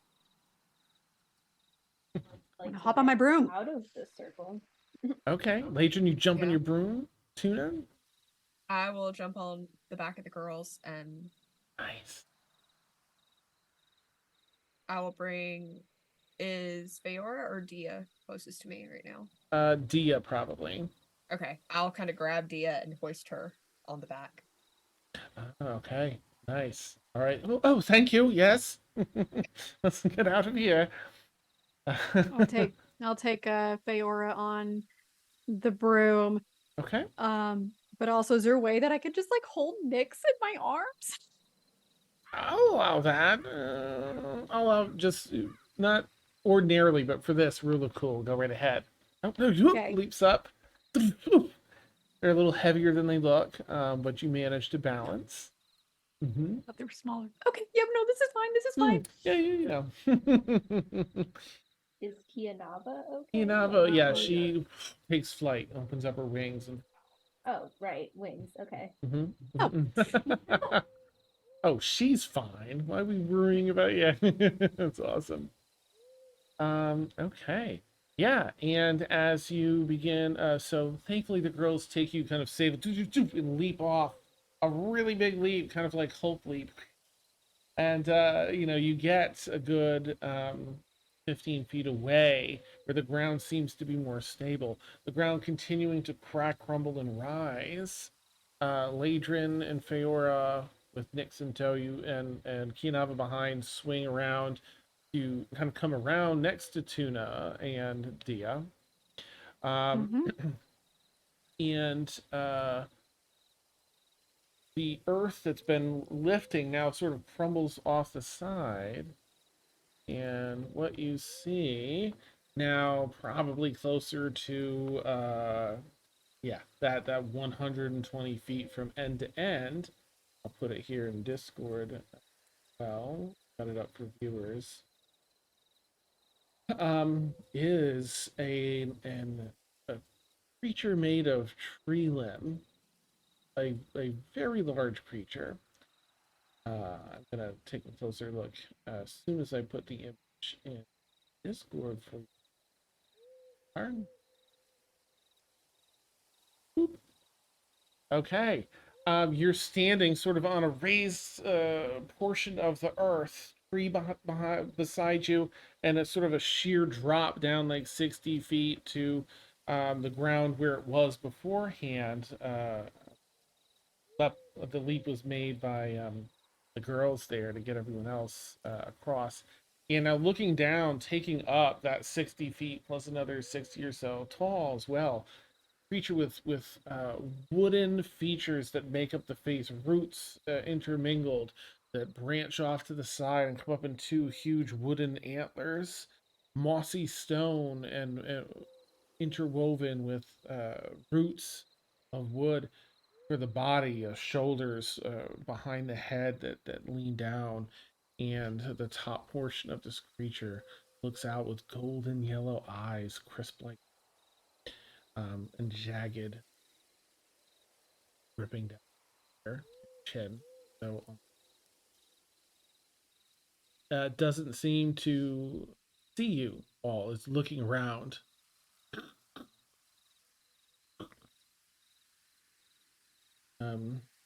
What would you all like to do?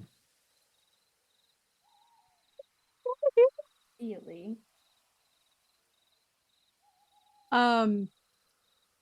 I would. Where is my spell? Oh, I only have 3 of those. Never mind. I mean, I'm going to, because I can telepathic drop now without anyone else responding, but I'm gonna turn to find Tuna Mhm, and like drop in their head mhm. and be like, "Are we running? Like you gotta turn your face so I can see. But can you nod yes, we're getting the fuck out of here, or no, let's fight or defend?" Okay, so no. Okay, okay, and then I'm gonna do the same thing to Feyora. Mhm. I want to just kind of mouth at Laedra while she's looking at me. I like point to like a tree or a rock or something. Yeah. So I'll just drop into Feora's mind, Mhm. like just use body language. You're good with running. She'll just kind of mouth like, why the fuck would I want to stay? And it's just kind of like click. Listen, I'm not your mom. That's why I have to ask. Okay. You could. I'm not your parent. Okay. I'm gonna maybe do kind of like signal like let's slowly go this way. We'll just find like another long way around. Like I'm gonna try to go the long way and try to like wait, we're under tree cover too, right? It's just like the image there. So you're kind of, you're probably backing behind the tree as you see this thing if you want, but you're a little bit exposed initially. But there are plenty of trees around. It's still a forest in this area, fairly dense. Okay. I'll I like this thing. See, this was useful. I'm gonna drop into Tuna's mind again Mm-hmm. and be like, follow me. White. And so I'm just gonna slowly like back the broom up. Okay. That yeah, just back it up. Um, And yeah. I'll add that if you dropped in Dia's mind too, she's like barely gonna. She's gonna be like, I can just picture Okay, being okay. like, yes, let's go. I didn't know we resolved that I could from Oh last right, session. yeah, But yeah. yeah, but yeah, that was effectively. I think yes. So you try to at least. I think it'll work. I'm pretty sure consciously she has you allowed. I'm pretty sure it was a. Okay. So can I have you all make a stealth check, please? I'm going to hold on. Nope, I'm gonna do it because no. I cast bless. Oh, nice. I was gonna pass without a trace. Oh, that works too. Mm-hmm. Because Okay. dear God, I'm concerned. Okay. So Your question real quick. Yeah, sorry, just with my boots, Mhm. it says sound only, but like it gives me advantage, but I roll it with or without advantage. What does this count? You can roll it with advantage for the sound, and just let me know what your first roll is in case they have another sense like smell or something. Oh, yeah, okay. ew. So stealth Sorry, checks, Laedrin. you add a +10. Nice. And it was not guidance. It was bless. Bless. Is that on? Yes. So I cast it at second level, so it affects all 4 of us. Oh, nice. That's So. D4 to add. Yes, D4. Okay. So be sure to roll a D4 on top of whatever you roll, and then add 10 to that. Oh shoot! Oh. Bless is only attack rolls or saving throws, not ability checks. I was thinking of Okay. guidance. Okay. I don't have guidance, so never mind. Bless is not. I don't either. Okay. Nice. All right. So standard roll, add 10. I'll start with Feyora. What'd you get? 19 and 20 were the. Oh, okay. The actual roll. Are those the totals or the rolls? Those are the totals. Okay, nice, beautiful. Laedrin, what'd you get? 22. 22. Okay, sorry. So Feyora, yours is actually is 19 and 21. No, 19 and 20. I rolled a 10 and 11. Oh, okay, gotcha. All right, so I'm sorry. What was yours again, Laedrin? 22. 22. It's awesome. Tuna. 16. Okay. Oh, do That's you roll an without, extra 20? or that's with paths without a trace. I mean, See, I rolled bad too. God, I'm so glad I Yeah. casted that. Oh. Dia rolled a natural 20. Yay! yeah. And her Fuck stealth yeah. is +2, so 22, so 32. Thank God. And we'll just do Keeyanava. That's 18 plus 10, 28. So that definitely brings up the curve there. Okay. You all kind of stealthily begin stepping back. Although you do see Keeyanava pause as the rest of you continue. I'm What do you going want to to do? drop my mind into Keeyanava because I'm being Mhm. very hyper aware right now. Like, Mhm. yo, it's Laedrin. What the fuck? Why are we pausing? We're going quietly. Go ahead. I can't. I You can't just. respond to this message. Oh no. Okay. Kind of looks back like, um. She just kind of gestures for you to get hidden. So you've all managed to do like your movement, whatever, 30 feet, 50. Or no, I'm sorry, you're carrying someone on the broom, so it's halved. Yeah. So I think the broom's 50. I could drop down too if it inhibits. Like, my concern was getting away from the ground. I'll figure out the girl's speed. I don't have 30 that for, but I'm feet. sure it's plenty. Okay.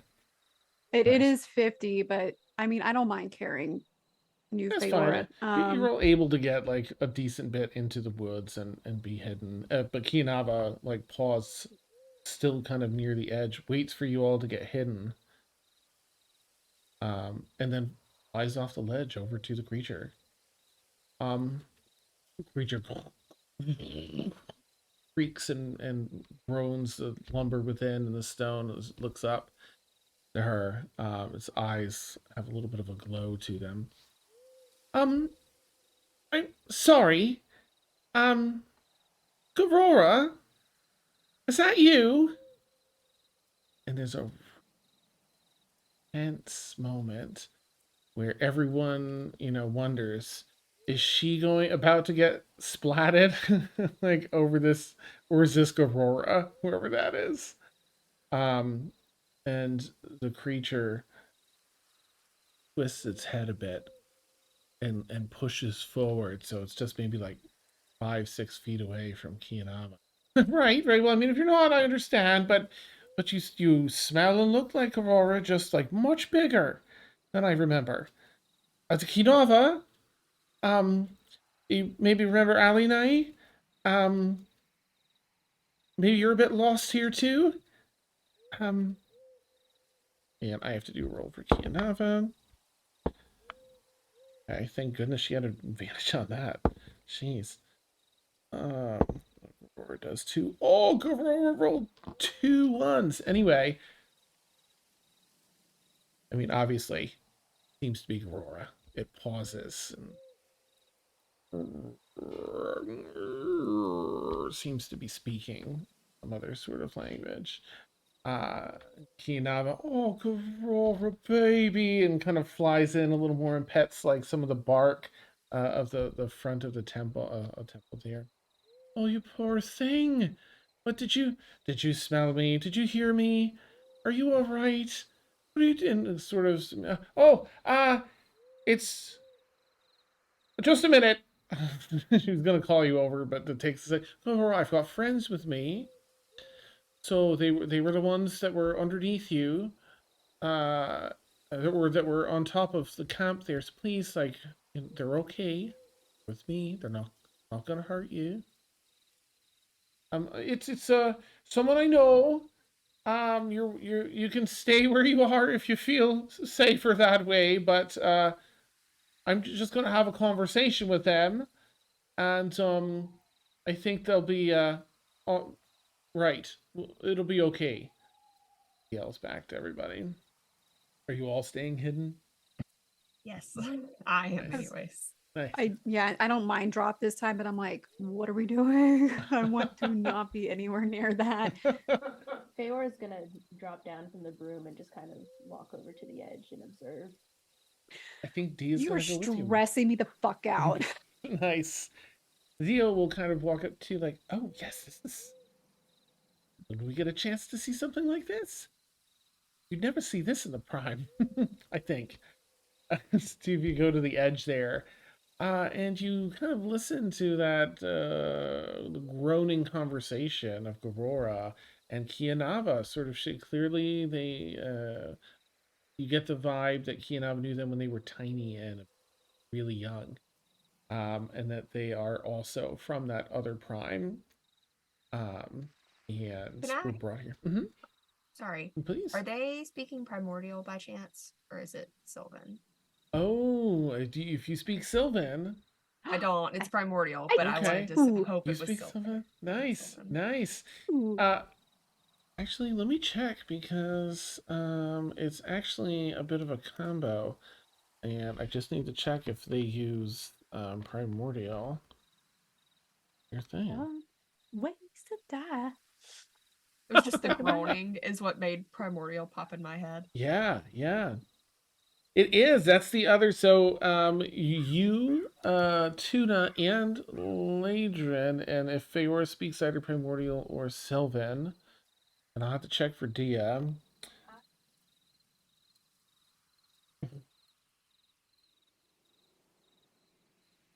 Okay, Something that I speak. gotcha. Yeah. Dia speaks primordial.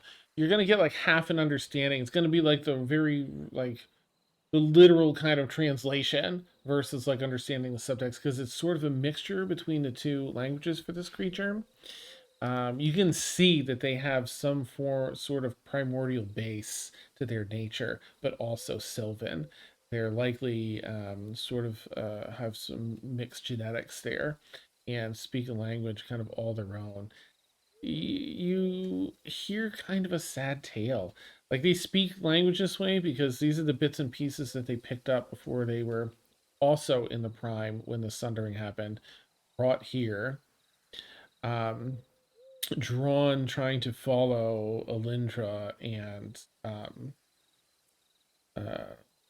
Keeyanava as they knew this creature when it was young, and just sort of being lost and people being frightened when it approaches the city, where it was sensing Alyndra and it didn't want, to hurt anyone.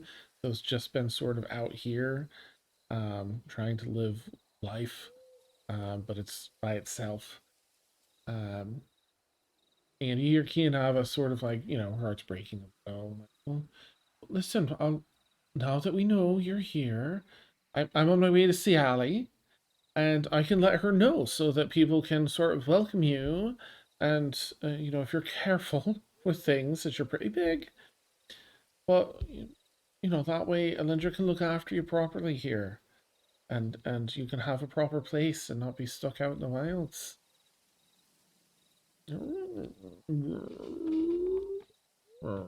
Seems kind of somber in its too, but kind of happy at the prospect of that. Um, there is a rustling though, near Tuna, and the girls are dropping a hot poop, and that's where we're gonna take a bio break. Yay! Yeah, so for anyone who doesn't know, we take a 10-minute bio break where everyone gets absolutely disgusted with me. I love it. That's a big. To quote Jurassic Park, that is one big pile of shit. Oh my god. Great. That's awesome. It really is. Like, oh, okay. Are they done? Yeah, Do you think you have a big enough plastic bag for it? Yeah. No. Yeah, so we'll take about 10 minutes to break. We will keep our audio hot, so hit us up, ask us questions, and we'll be back in 10 minutes. Catch you all then. Bye. All right, I'm in dire need of a snack. Dire need. I'm starving.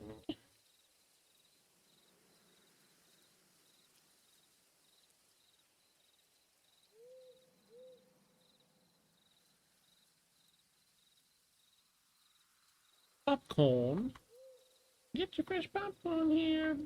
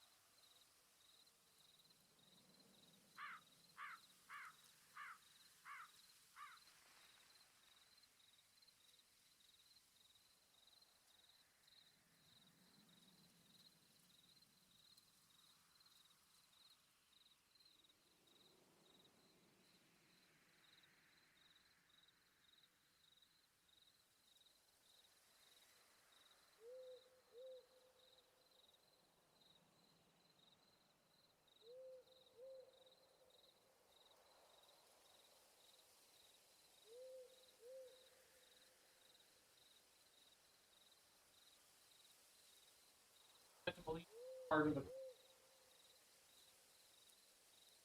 Okay.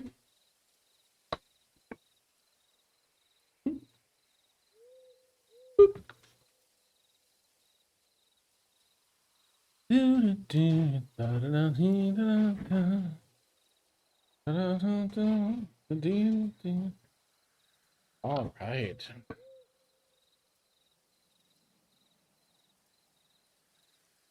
Mm.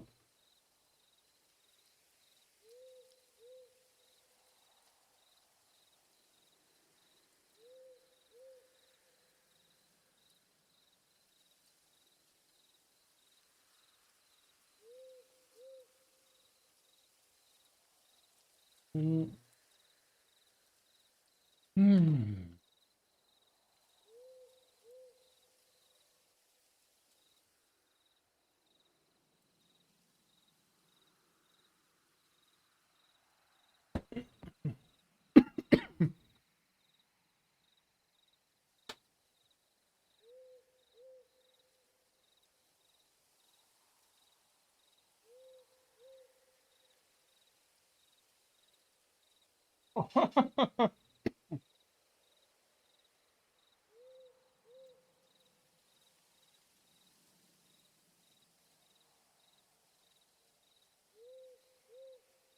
Never take your advice again.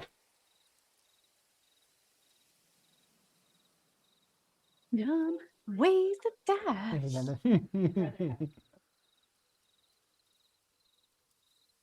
Yeah.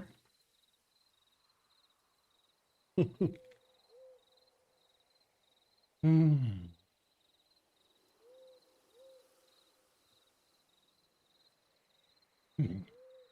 And burn my popcorn. Lies. It's all his fault. Doesn't even care. Oh, okay.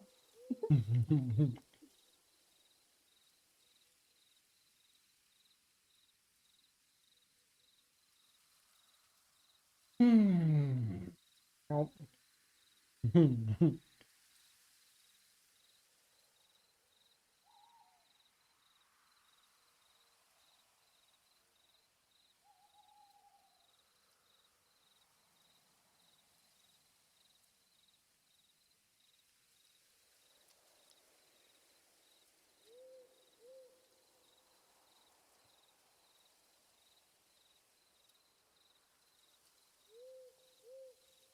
Hmm.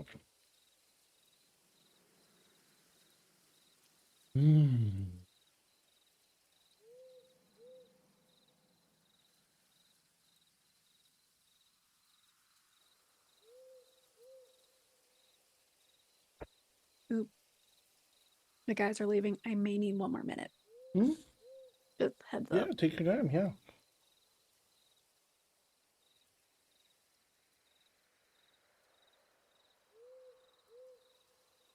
Ooh, Tasha's gonna do sexy stuff with her husband. Ooh. Just kidding. I gotta go. I might need an extra minute. Wink.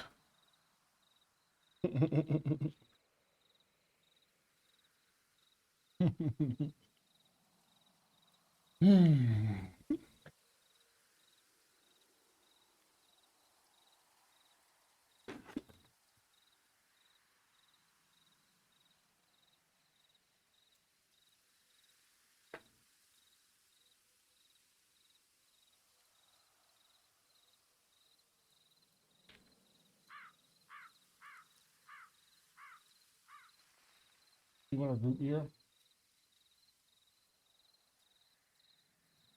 Hmm? Hmm.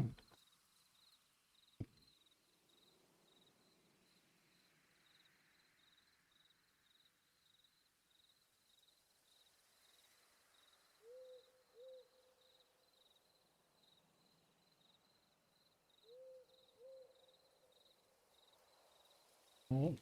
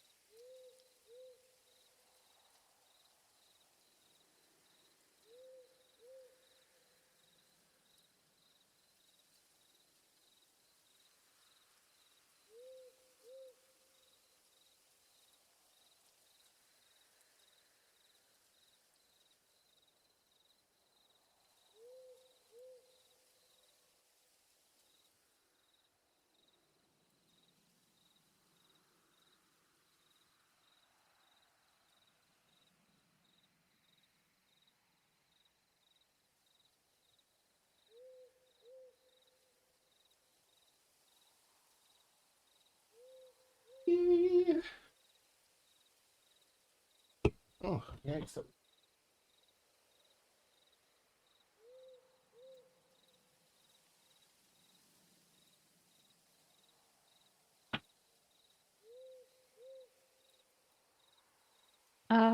Sammy's the same way right now about not being in bed. He keeps like circling in front of her bedroom door, like, are you gonna let me in? Oh. Yeah, No, Elliot because is in my lap. oh, well, River's behind my chair because she can only stand so much. Like she has very, I don't, maybe it's social anxiety. I don't know, but she's like so excited for when people come over, and then she's like, okay, I'm gonna be back here now. Bye. Yeah, same girl, same. Social battery. It's like, Somehow. right? Yeah. But Sammy's all like, Excuse me. people. And he's like the anxious kind where he's like, y'all okay? Did you drop crumbs? Did you give me pets? Can I give you kisses? Oh, did you drop crumbs again? And it's like a constant cycle of, you gonna give me pets? And I was actually, he was sleeping back here for a little bit. And I was like, okay, that's a first. While there's people. Ooh. Yeah, hopefully Elliot will not decide to bark into my mic. Aw. Who Yeah, knows? so We might get a so. little spicy bark. River's been barking, so I think it's only fair. Yeah, let him get his moment. Yeah. Okay. Put us back. Ways and time. God, it's stuck in my head now. Okay. Right. I'll switch us to the other thing so people can still see Aurora. Conversation with Aurora goes on for a little while. You get the story, the gist of the story there. For Aurora, seems to be ready to head back beneath the ground until they're approached at some location by Alyndra's folks. and recedes back into the ground. Seems to almost pull the ground kind of kindly as a service, pulling it mostly back in, and little rumbles of stone kind of push your tents as collapsed as they are, sort of back roughly into place. And little, seems to be able to control the earth around it a good deal. Tries to get your campsite sort of back in order. As really haven't had an opportunity to sleep yet. Yeah, what would you all like to do? Put us back to RP. As all that settles, Keeyanava kind of explains, repeats the story and fills in any blanks that were missed with anyone that couldn't understand. And it's like, oh, well, I just, who knew? That was frightening, no? I think, right, I'm ready to get to bring my Maury. Yeah. Yeah. Mm-hmm. Well, right, have a good night then, everyone. I'm heading straight to bed, so it can be morning all the sooner. And she heads to Yes. bed. Have a good night. It's just a little fixing the tents and everything else, but is there anything any of you would like to do? You've got a nice, really clear, open campsite now, very flat and not really grass. It's all kind of like loose dirt. Anything that y'all want to do before shifts and stuff? Okay. Usual assignments then for shift number. Okay. Tonight, Nyx needs the rest. They can want to really prove themselves that first night. They're going to help you on your shift, Laedrin, and then they're going to get some rest. So you'll have advantage on perception check for first round. Okay. Okay. Ooh. Math. 24. Nice. Yep. Okay. Things, who knows why, seem to be steering clear of your campsite tonight. After all that, going on, like there aren't even like birds and other things that would normally be in this area, sort of staying away. I'll let you get Feyora though. I'll let you wake her up for her round. Okay. I'll kind of tell, or just not so much talk to Nyx, but kind of like gesture like, I'm gonna head to bed. I think you need some sleep too, but not yet. I'm not gonna tell you what to do, but no. And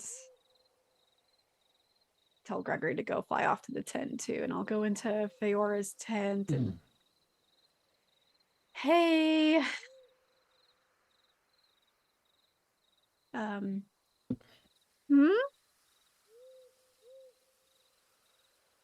Yeah, it's been quiet, thankfully. So, yeah. That changes the tide. I'm gonna really like cross all the things and hope that yours goes as peaceful as mine did, because I'm tired of this shit. Yeah. Sounds about right. I mean, thankfully, like, anyways, I'm good night. Good night. Okay. I'm in trance mode. Nice. All right, go ahead, Feyora, and make your perception check. This is just a straight perception. 16. Oh. Very close to being a 1. Okay. Oh my. Yeah. Again, you find that there's really no critters, no animals of any sort around here. At all. So the shift goes by nice and smoothly without any hassle. I'll let you go ahead and make up tuna. Nothing ever happens during that transition. Oh, yeah, never.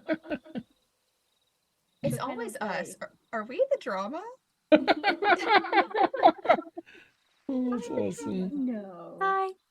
Yeah. So kind of like carefully walk over to Tuna's tent, like glancing around everywhere, like checking her arms, like even though she couldn't tell that she was looking like a tree person, like just kind of on edge and kind of like looking around one more time and like flipping open the tent and like, Tuna, it's your turn. Yep. All right. Sorry. No, you're fine. I don't know why that always happens. It was funny the first few times, and now it's just felt like I've committed to the bit so much that I just can't stop doing it. All right. All right, you change shifts. Tuna, go ahead and make a perception check if you would. Great. With a tree person's perception. No, I'm just kidding. That's persuasion. Let's not persuade anything. Hey, that's a 9. Can the girls help me? Yeah, absolutely. You know what? Make an animal handling check to try and like Cool. go check, girls. That's a 13. Okay, then they can assist tonight. Absolutely. You can roll a second. Okay. Oh, thank God. That's a 17. Okay, nice. Feyora, did you have something to add? Oh, well, I mean, it doesn't really mean anything now because of the pets, but I was going to say Feyora's going to be out there too. So I could have lended a hand, but Oh, gotcha. It's settled now. Okay, neat. Okay. Yeah. Again, same thing. It's nothing's getting near your campsite tonight. You're pretty safe. And then finally, a quote unquote morning comes around. Your body tells you, okay, this should be morning time, I think. And yeah, everyone else starts waking up, coming out of their tents. We're all able to pack up the camp. You probably have just maybe 4 hours on the road today by estimation, Laedrin's estimation. And you were Suna working together in this before you hit Ringway Morning. Laedrin, and Tuna, do you want to do the same survival run today? Okay. Let's do it. Beautiful. All right, Laedrin, you've got advantage, and with Tuna keeping a careful eye. You're so pretty. That's a 25. Ooh! I'm ending strong, y'all. Nice. On my survival checks. You're looking at the map, and Tuna's like, investigating the area around. You're both like boom, boom, boom, boom, boom, and you're just killing it tonight. You both manage to navigate everyone. You make record time. You figured about 4 hours, about 2.5 hours in. You're arriving at last. At one point, the Moonstone Keep that you see in the distance begins getting closer, and you know that you've made it. You're in that last 45-minute stretch, and you walk up to a beautiful, beautiful city. Large stone walls made of some sort of beautiful etched white stone make up the walls of the exterior of the city. The very bustling city guards are welcoming at the city's edge, and we'll pause and ask some basic information. They're just going to ask your names and what your purpose is. I won't make you role play it out if you don't want. You all tell them what your names and you're just. Do you mention that you're here for Alyndra? Okay. Yeah, I'm gonna pull out the thing from the bag of holding, and hi, we're here to see Alyndra. Hi. Queen Alyndra. Jesus. Oh, well, all right. Do you have a letter of introduction or a letter of appointment? Yeah, that's what I was waving. I didn't know if you saw or not. Yes. Just in case. Yep. Thank you. So they take it, kind of flip through.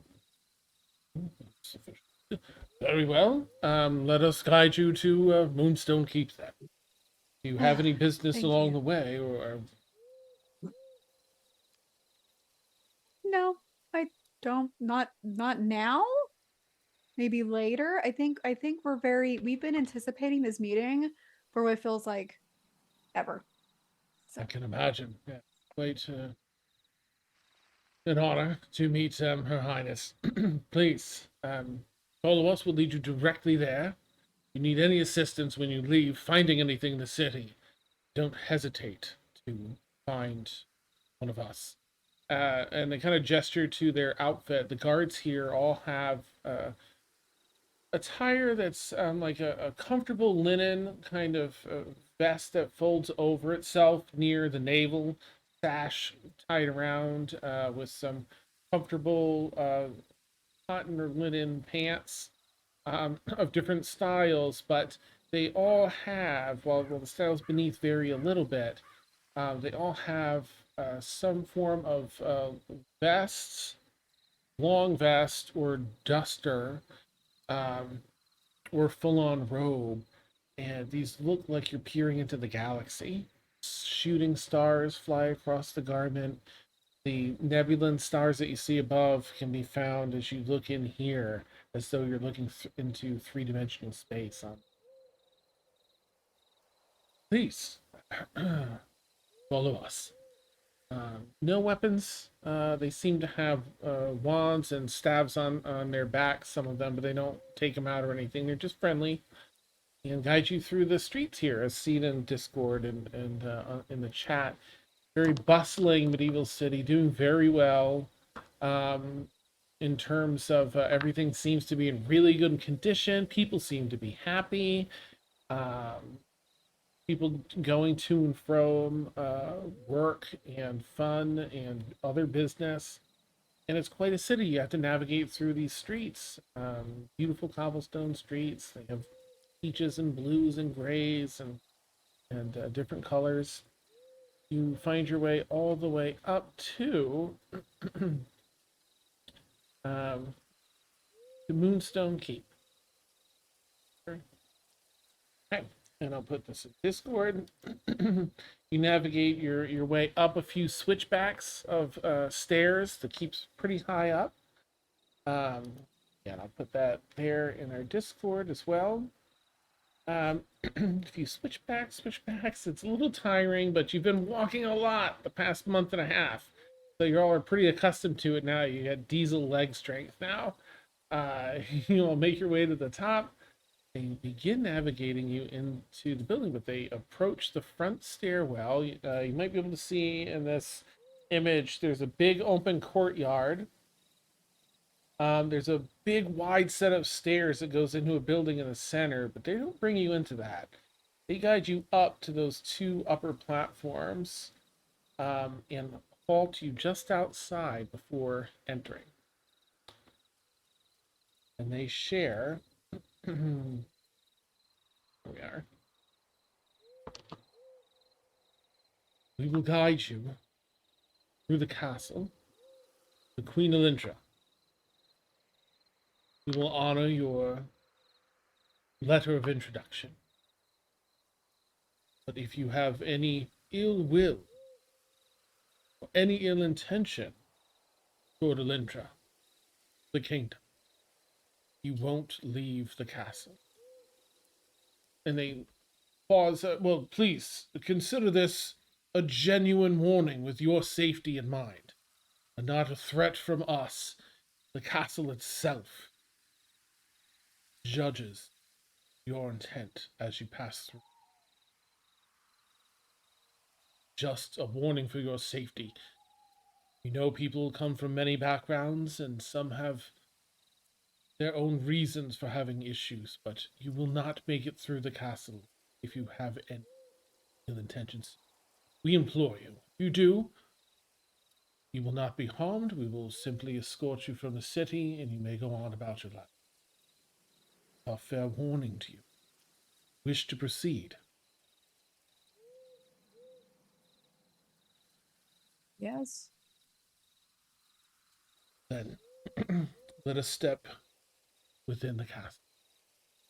The doors, two huge 25-foot doors, nods to the guards. Creak open slowly and cast some light in. On this first hallway, it appears a little dark inside. The light illuminates some checkered marble floors. You walk in and begin navigating Moonstone Keep. We adjust some images here and try and keep up in Discord. You get that up? Good. That was the wrong button. Let's try that again. No, I only want this one. Thank you. All right, in Discord, you first step into. There it is. This wonderful room. Cathedral-esque. It rises hundreds of feet in the air. White marble stone with some black marble crackles throughout it. Gilded and beautiful golden. This is pizza one.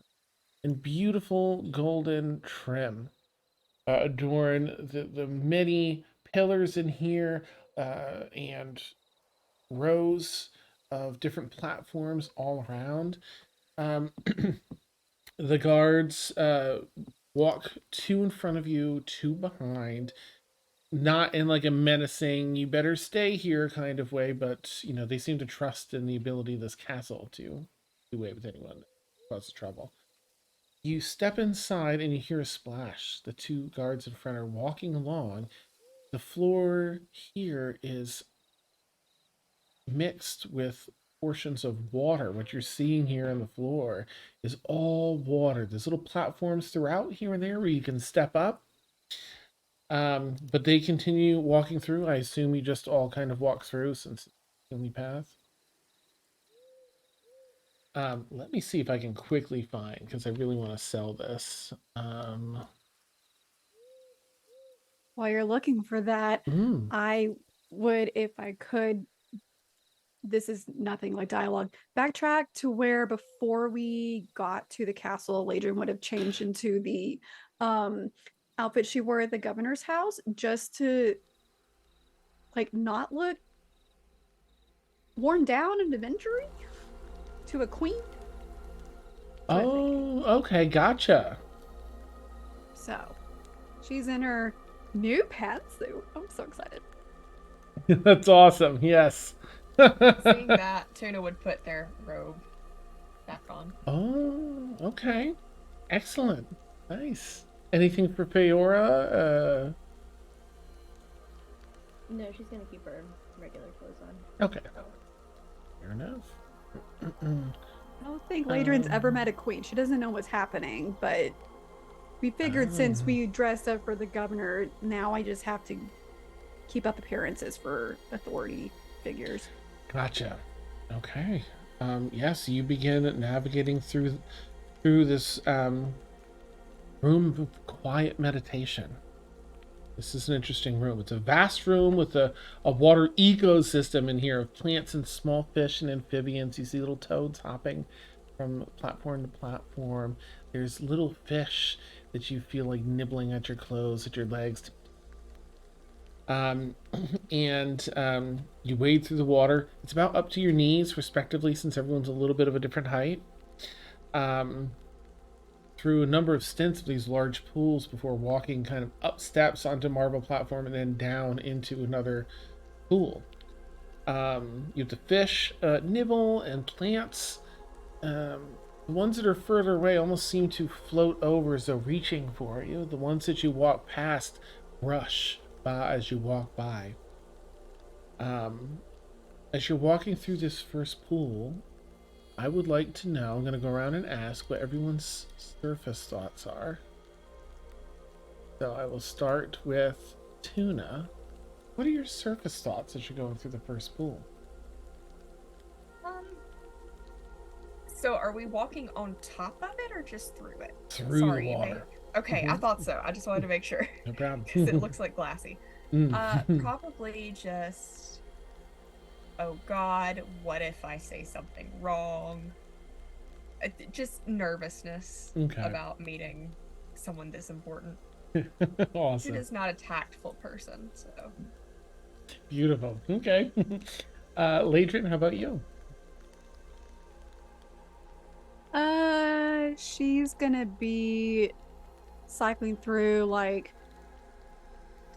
all right, don't be so tactful, don't be so, or like don't be too short. present yourself well. You're here to deliver a message. She's like going through what we need to do. Okay. Okay. Talk to this person. Beautiful. Right, and Feyora? My feet are wet. Hope we can go home soon. Okay, fair enough. Yep. Beautiful. You navigate that first pool, step up, walk across some of the marble. The marble and stone seem to, contrary to what you would expect it to be fairly slippery, seem to have a property where it doesn't, in fact, has good grip and it's not slippery. It's not a danger to walk across this. Before you walk down into the second pool, you see across the way in this grand sort of bulb of yellow energy, a passageway, another 140 feet or so after you navigate this next pool. What are your deeper thoughts? I'm going to go around and ask. These are thoughts like, not just surface thoughts in the moment, but, you know, whatever you feel you might be feeling a little bit deeper that might be triggered by being here, or anything might be on your mind. I'll go reverse this time, and I'll check with Feyora first.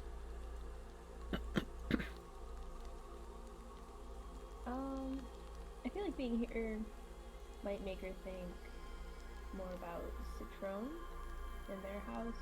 You know, seeing like extravagant Fae architecture again.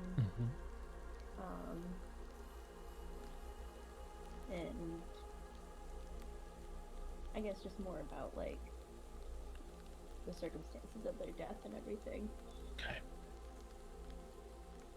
Laedrin, how about you? She's thinking Galen would have really liked this place. And that's it. Okay. Right. And Tuna? Tuna is thinking of Avalon. Oh, and yeah. the similarities, and like, oh god. Heartbreak. Okay. Yep. Okay. All right. You navigate your way through the second pool with the guards and step out and through the passageway. As you begin walking through the passageway, your clothes and shoes and socks, thank goodness if you're wearing any, dry. And so you're not stuck being squelchy and squishy throughout the castle. As you step into the next room has a sort of a layer of darkness over this. A direct light from up above that gives very sharp edges between light and shadow in this next room, and there's an ominous red that the light passes through in the ceiling. I'm going to share this in our Discord as well.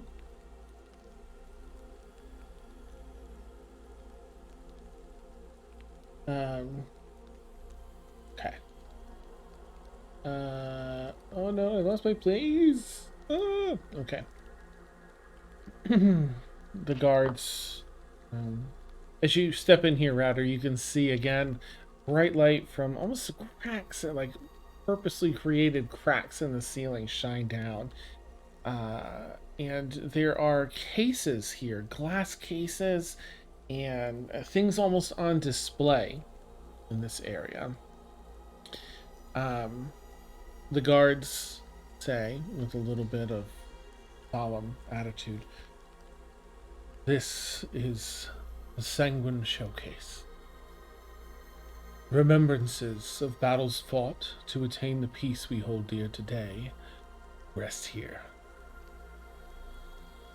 Some of the things you might see, there's like a 12-foot ram's horn, 12 foot long with sort of a bend in it, ram's horn almost, instead of the curled type, broken off at the base in a glass case, scented. Along the left-hand wall, a 52-foot sword from hilt to the stem of the point, worn edges along the blade, held aloft in a custom-made stand. Closer to the center area as you pass through, there's a battle-torn, ragged cape covered in dried blood, hanging within a glass. And a little off to your left, as you continue walking on, a pair of wedding rings, one cracked, that adjacent to one another, stand. Another guard, almost as though not trying to be a tour guide, but just trying to help share the understanding of this castle, the rooms, and the energy of this castle, and the place to set the tone for Alyndra. Continues to share. Both victories and regrets will haunt this room forever. Never forget mistakes made and the cost of peace. Light pours in from above, though most of the light is tinted as it passes through the red ichor coursing through the ceiling. A loud, droning, pumping heartbeat accompanies the movement of the red ichor. Passes. Is there anything you want to say to one another or do while you're here, or just continue on?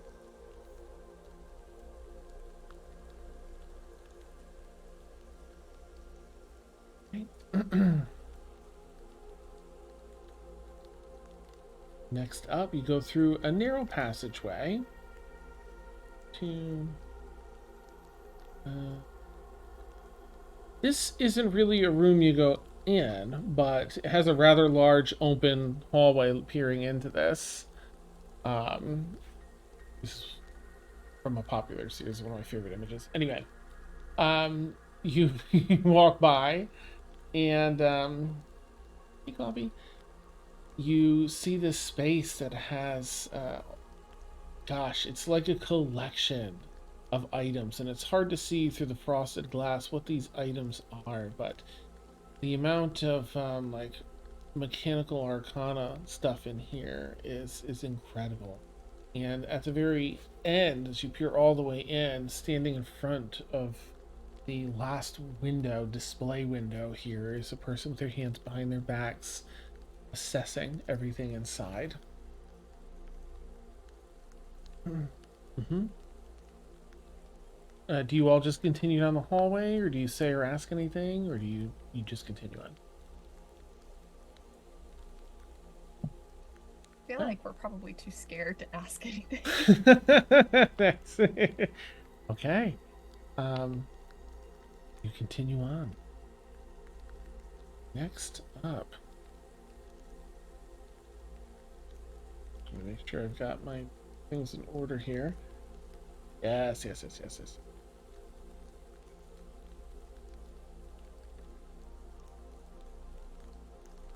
Okay. Oh, let me put it in Discord. The next room as you navigate this castle. It's a beautiful room. Architecture sort of fits the energy, a little bit of Gothic nature to it. Beautiful art, cathedral arch ceiling that runs down the entire width of this. Floor, perfectly reflective. Not a smudge on it. It reflects everything, and after only 10 or 12 steps in this room, you feel disoriented. Because it's tough to tell what's a reflection of a piece and where is the wall? Where does it end? What's a reflection? Is the depth truly this depth? How many reflections are turned in on one another here to get this visual? And more so than any point in the journey, you might, feel like, let's stick with the guards. I'm sure you already wanted to do that, but, like, you get the feeling like you can lose yourself and maybe a little bit of your mind if you try and walk into something extra to the presence. It's not just the visuals. There's something else. The guard says, some of these rooms have already been testing you, but not all. This is the final room of testing as we pass through. The room will examine you And you will be forced, just as you will be forced to examine yourself. Resist, and you will be escorted out of the castle. You don't have to pass through this room, but again, if you resist the will of the room to test you, to look within you, and for you to look within yourself, then you will be escorted if you resist. And a reminder, if you hold any ill will toward Alyndra, this is your last chance to turn. Do any of you need to be escorted out? Well, here we go then. Whee! So you continue to walk through this room, and it feels like it goes on longer than you first perceived too, as you're walking through. And you feel the room bring about questions to your mind, and you know you need to answer. The first question is did they say the name of the room? Yeah, Room of Reflection. The first question: what am I ashamed of? We'll start with Feyora this time. Not enough time to think about it. Does anyone feel ready to answer?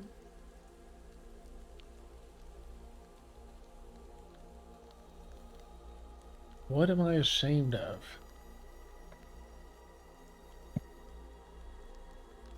I can answer if you want. Okay, Tuna, go right ahead. My time. Mm-hmm. So Tuna's just like staring at a reflection of themselves right now. Like down on the floor. And they just say, my apathy. Beautiful. Feyora, you feeling ready? Think of what Feyora might be ashamed of. Laedrin, how about you? Okay. This room's a toughie. But fun. She's gonna. Is this all like within their mind, or are they saying? You can this say out within loud? your mind if you wish, yeah. Or out loud. Oh, I didn't know we're. I didn't know if we're saying this in mind or not.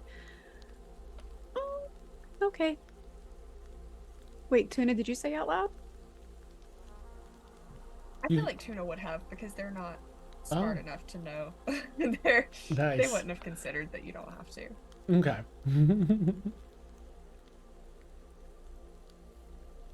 You know what? Yeah, you'll have to answer it out loud. I think that makes it a little juicier for other characters and stuff. Yeah. She'll say.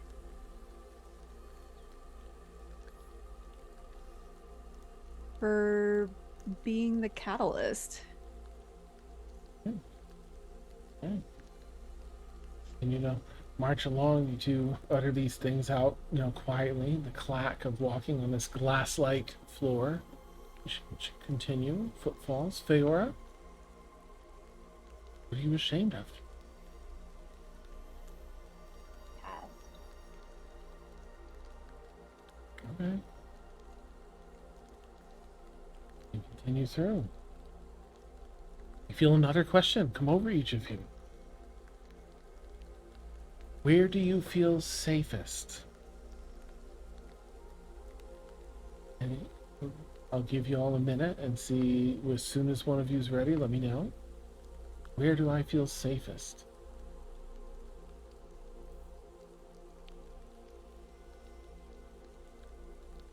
That room continues on. It feels like you've traveled it 3 times already, yet it continues. With my friends.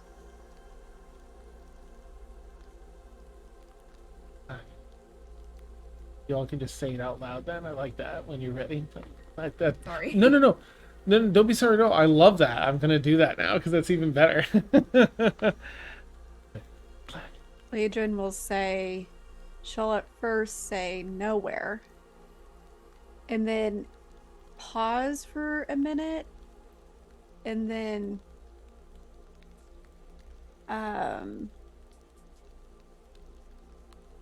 with those I care about. Yeah. Footballs continue, Feyora. Avalon.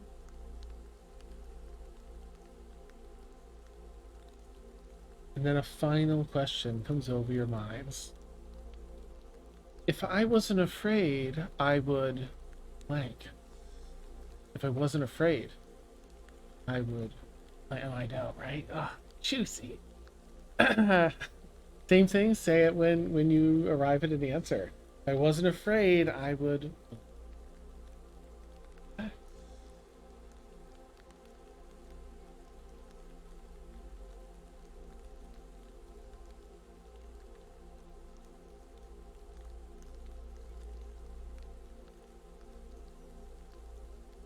Building itself, the castle itself, peering within, forces you all to look inside. If I wasn't afraid, I would blank.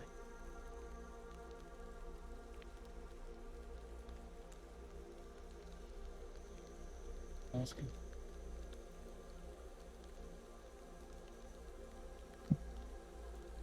Go home.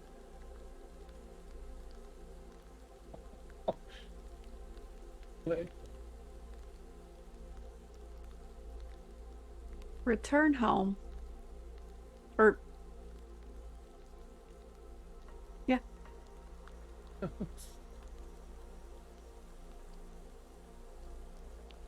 She doesn't label it as home. I can't remember what.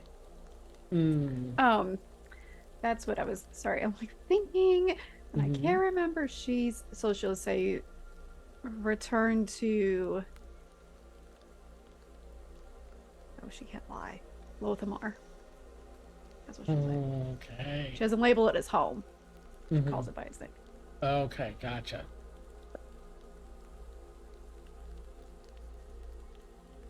I stopped disguising. Yeah, I'm so glad you set this up. Y'all are so amazing. Okay, click, clack. Finally, the other end of the room. A doorway. Double doorway. Opens up into a hallway where you continue through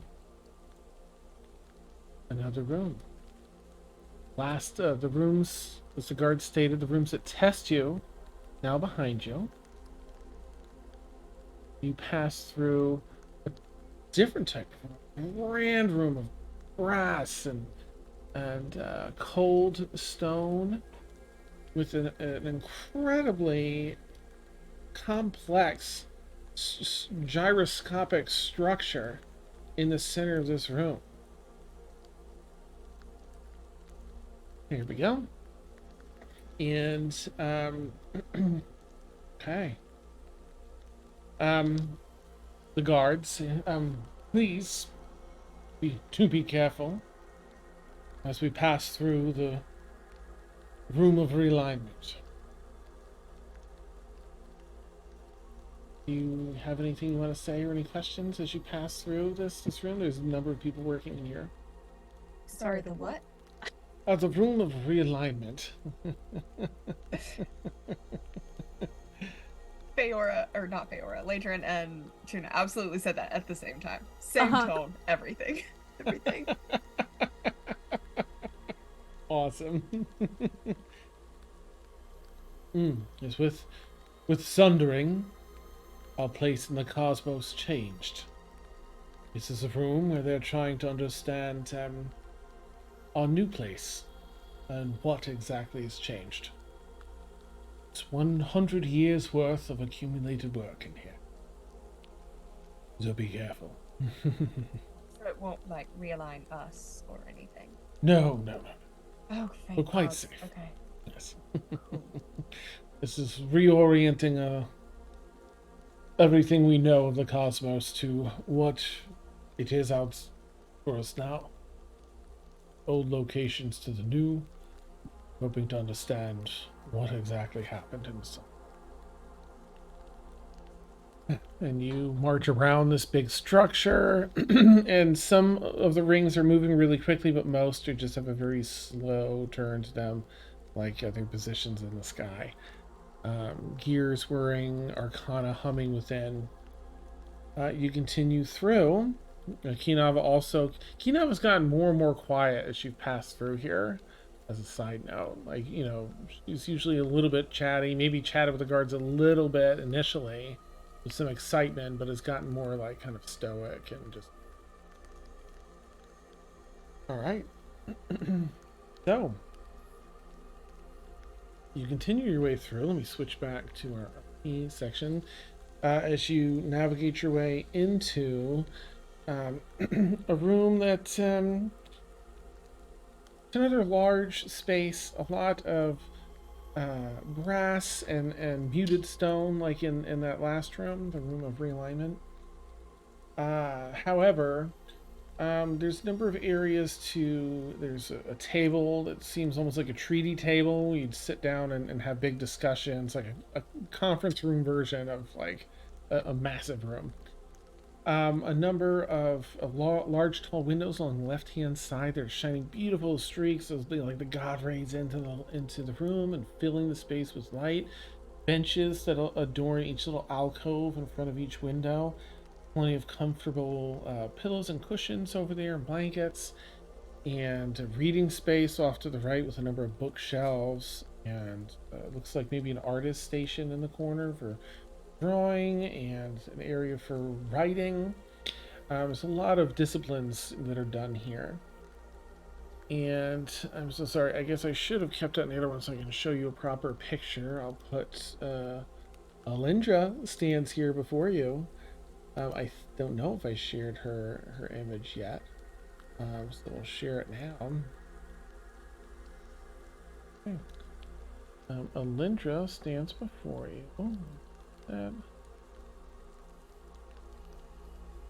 Alyndra. Okay. Alyndra stands before you. Hello, and welcome.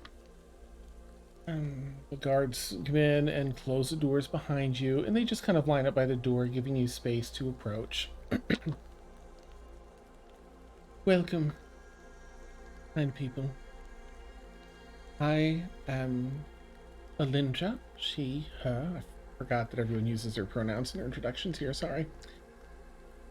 Alyndra, she, her. Queen of Evernight, as it is.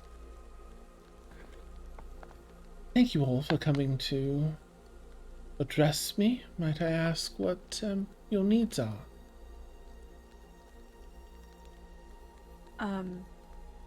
We're delivering a message from...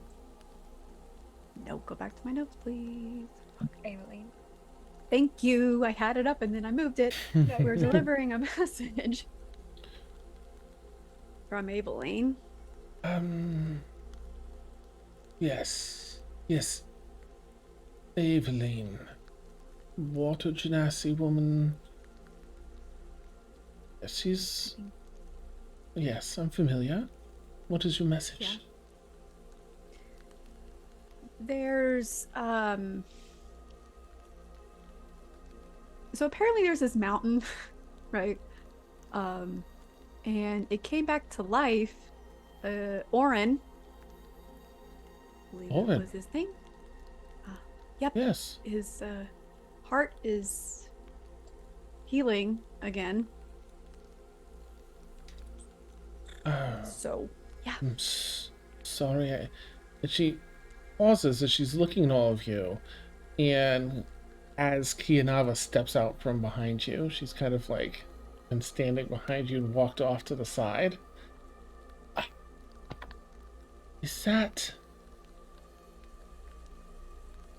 No. Keeyanava? I told you what would happen if I ever saw you again.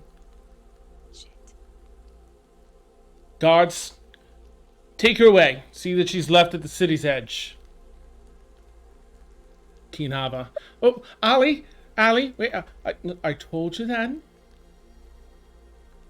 And sorry, I gotta make sure I'm in my right spot here. I'm so sorry. Right, in reaction, Ali, listen, please.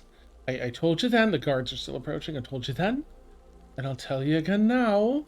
I know you're upset, but listen, we can't escape the gods that easily. And we can't be reactive when they finally show their filthy faces. I'm here for a reason, Ali.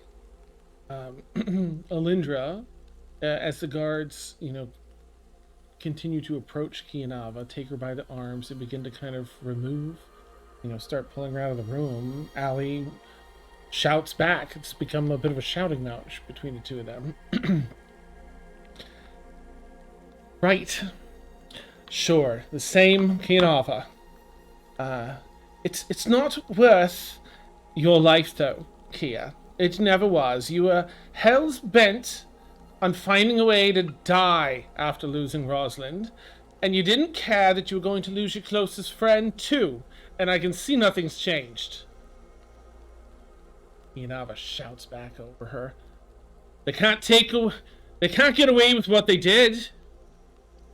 And you were so busy, Ali, so busy building your fucking utopia here that I could stand up in front of you, shouting and screaming in your face, and you wouldn't see me. Your promises to me meant nothing compared to the promises you were making to complete strangers of the kingdom. Alyndra says, stop! Gods, halt! Alyndra fumes over to stand face to face with Keeyanava, still held by the guards. You broke your word too. You promised we would do this together. Her eyes start getting a little watery. They're filling with tears. Some kind of start rolling down the cheeks. But all you could do was look for vengeance or the fastest way to death trying to achieve it. Against gods that have been absolutely absent for the past 500 years. We both lost Rosalina. She was your wife, but she was still my sister. But I lost 2 sisters that day. Poses herself a little. One of blood and one of spirit. Turns and paces back, away, and then back again. I've at least managed to bring some peace to people's lives and create the foundation of something that can ensure that for ages to come. What do you have to show for everything that's been lost? Keeyanava's face now a little wet with tears as well. Ali, I have the eye. Alyndra pauses for a moment. No, you don't. Keeyanava replies again.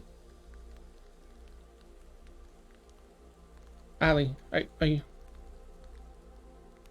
know I set out with vengeance root deep, and that in me, within me, and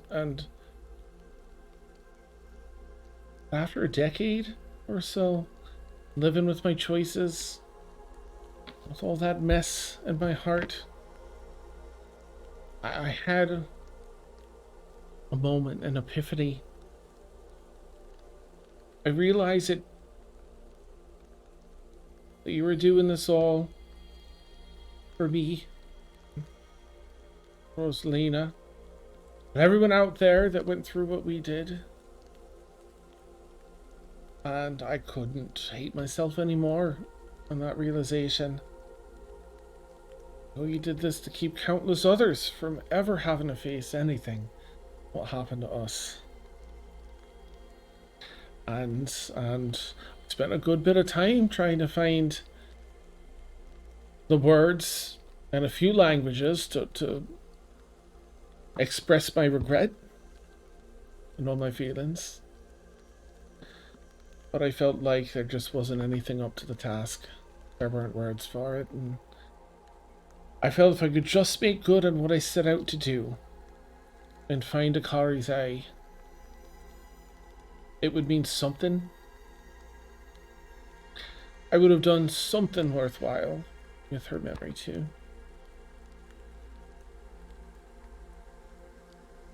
Keeyanava kind of, lets go, has a heart. The lump in her throat gets too heavy to speak. And Allie takes the 2 steps forward, and with Keeyanava's head sort of bowed, with tears running, takes the back of her head and just kind of holds her to her chest. All right, that's the back of her hair. All right.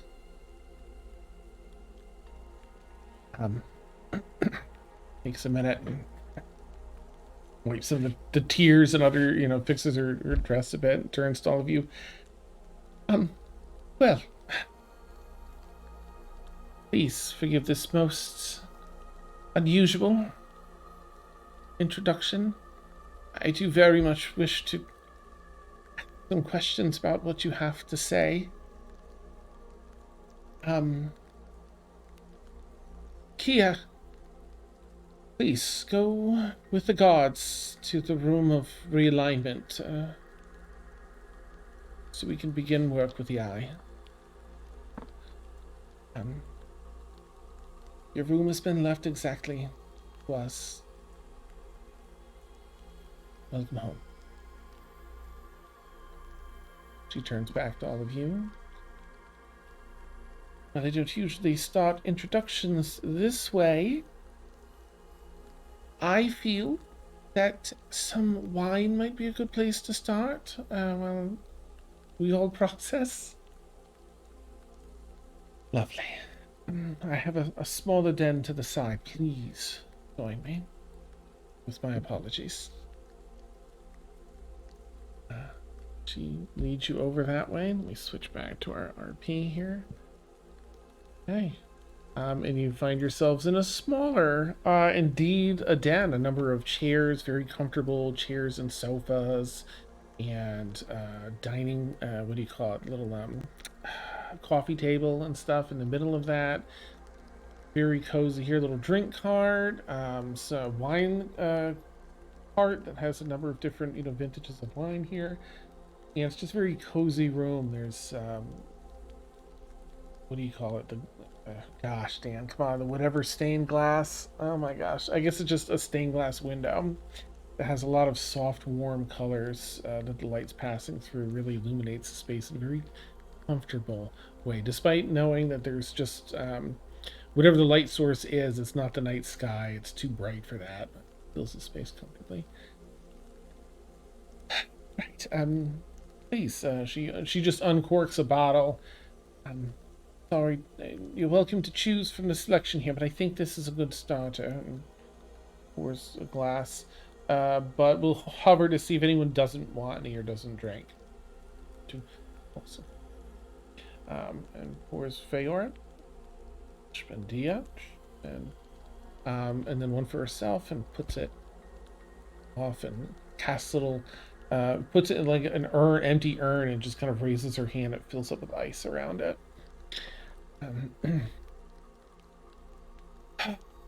I'm terribly sorry. Welcome again. Please, tell me once again. Orin, I know. Perhaps I shouldn't step over the elephant in the room. Kia and I clearly go way back, and we've had quite a bond, and then some challenging times. I'm sure you overheard. But I would normally compose myself a bit more, but I was not expecting her or that. So again, my apologies.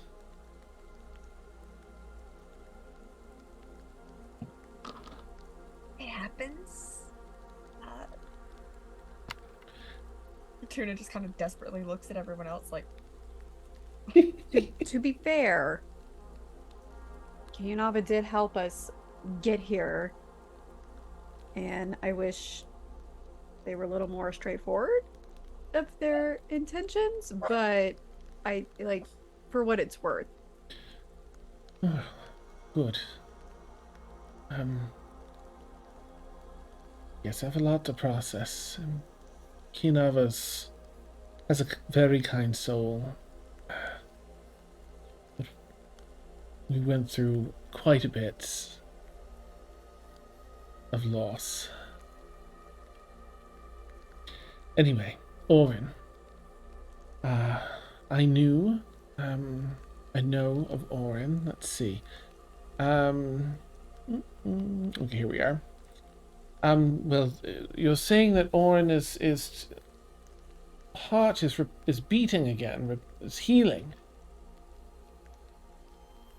Yes. Good. By chance. All right. Either way. Okay. It's a boon. Either way, it's a boon.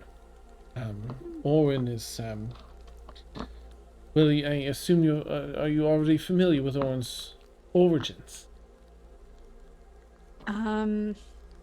He's a daddy of the earth elementals. That's what I think we were told, right?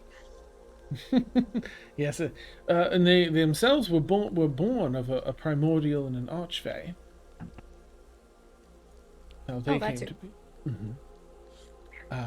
They were certainly, they've always been a defender of the Fae, hence them being a boon. I'll connect with Aveline then, and she's beckoned me for some time over wishes. How familiar are you with Aveline and her venture to... Laedrin just kind of looks like errand people that she's hired. You do recall Aveline talking about finding a group of really powerful people to like watch over the world in this fragile time, and because it's in such an upsetty spaghetti state, ready to be tipped one way or the other, Aveline was like, I want to find a group, like form a group of people. I want you to be part of that, helping me. It's also part of why she sent you here. So, yeah. Oh yes, definitely. Well then, yes, she's reached out before discussing wanting a meeting over this group, which does sound like a fairly. I'll take you on a. There's a room I wish to show you in regards to that room in the castle. Speak a little of my own past to share and why I might entertain Aveline's thought proposition. But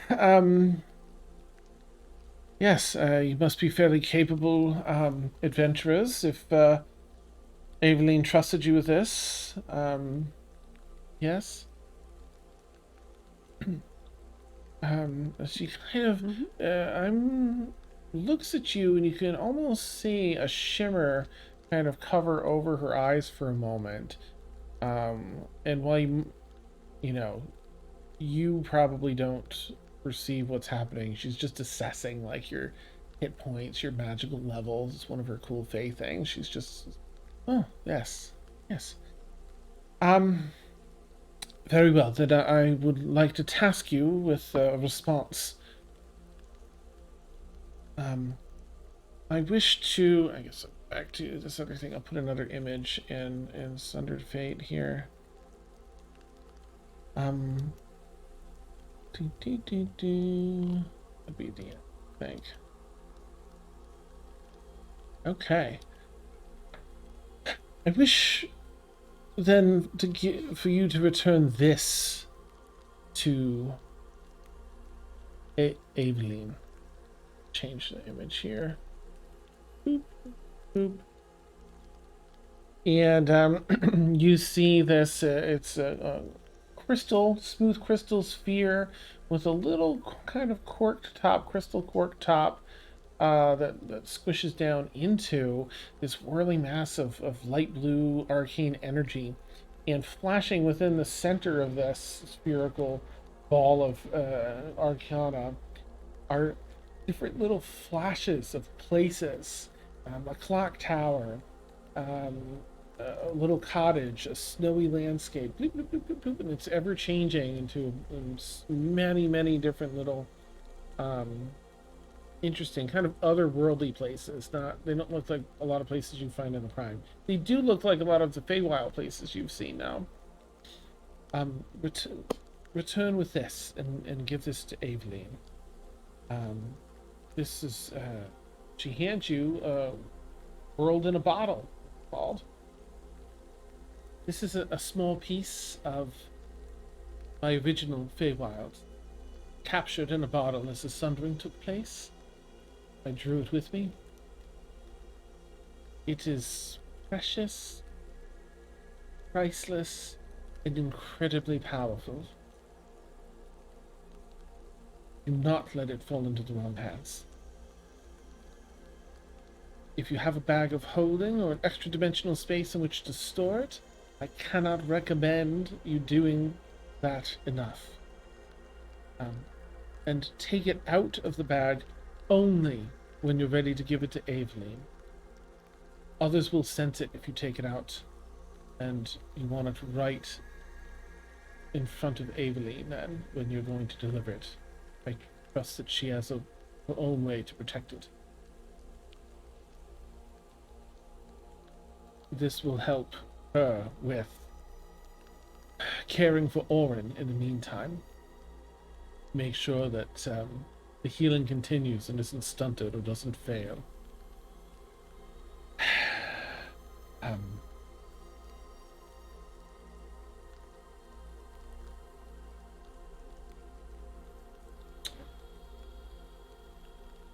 Sorry, I've just been talking and talking.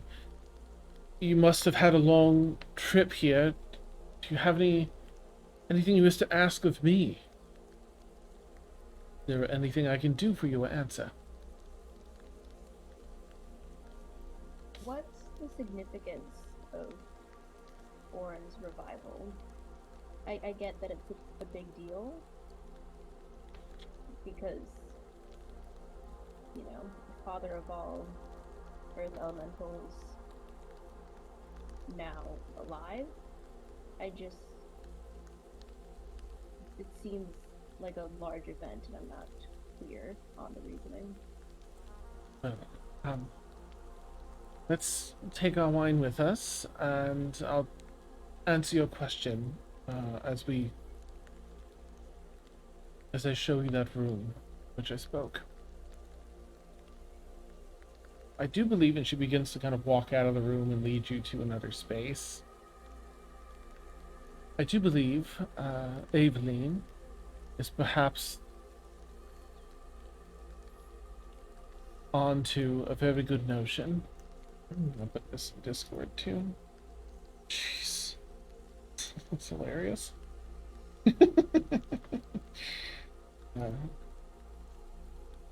Discord chat. And she leads you through another number back through that last room, through a number of other rooms, and into a room sort of out of time. There's ruins here. It's kind of broken down in different places, and guides you down this there's that covered stairwell to the left of this image before you reach the end, and overlooking sort of this pit down here. It looks like a giant, almost like a war table. You don't recognize any of the continents on here, but it's clearly broken down as a bunch of continents and landmasses and water with different little people and figures and armies and other things on here. And around and equidistant from one another, there's 7 different statues of people. And you stand where the 8th one would be as you overlook all of this.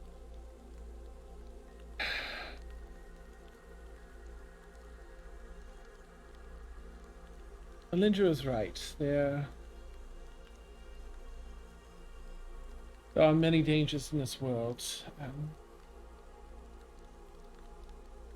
There are those who seek to do the world harm for their own benefit. World of chaos suits their needs.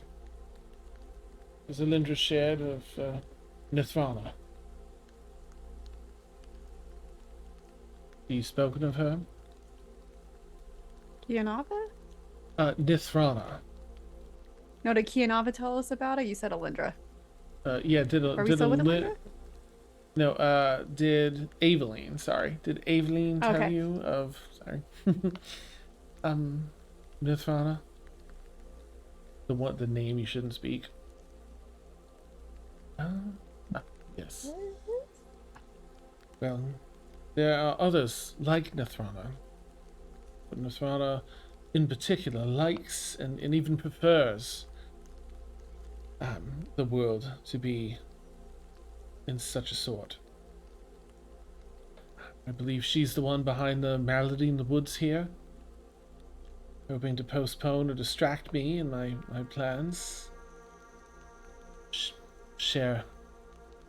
I think it might be important for you to know some of my plans and pass them along to Aveline. But here, before you, is a ruin, a remnant of my Feywild. The Feywild from which I came had rulers that even under the guise of peace failed to uphold any semblance of peace, failed to uphold equal rights to all. You'll notice each of these statues, they're all men. There was a ruler over the Feywilds, and this group was called Arens Malin, which means the King's Men. Though I spent a great deal of time performing greater deeds, seeking true peace, and many accomplishments. Many more than most of these combined. It was a terribly misogynistic group. It was why Aveline's call, another reason why Aveline's call for a group to watch over the safety and health of the world spoke to me, and speaks louder now. It's better to have a group of wizened people who will share ideas and ideals and discuss and consult with those of the world, all with the power to back it up, rather than being under the thumb of a singular person with a singular perspective.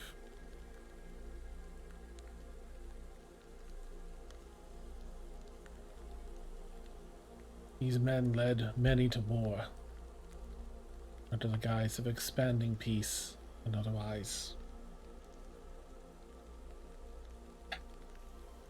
I have a plan to introduce myself to the Prime. This is what I think Nithrana was attempting to hold up. I wish to connect with the leaders of the Prime.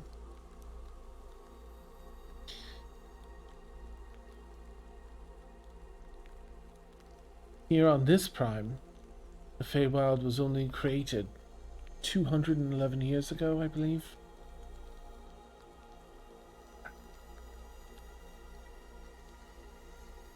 But people of this new prime are woefully unaware of the dangers of the Feywild, and unaware of the beauty of the Feywild.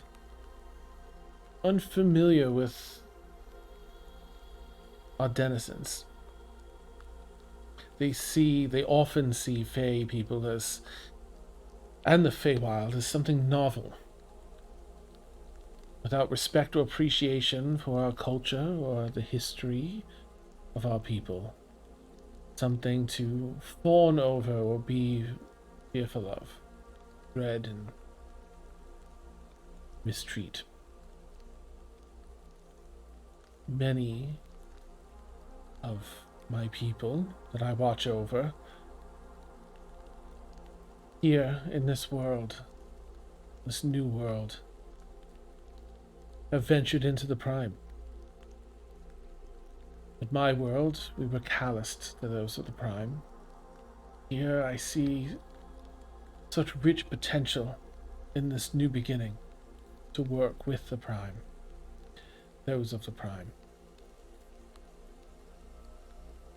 While it might make me somewhat more vulnerable, I do feel it's important to announce myself to the prime and try and work with their leaders to better understand us, as well as some of the dangers that they don't even know they face.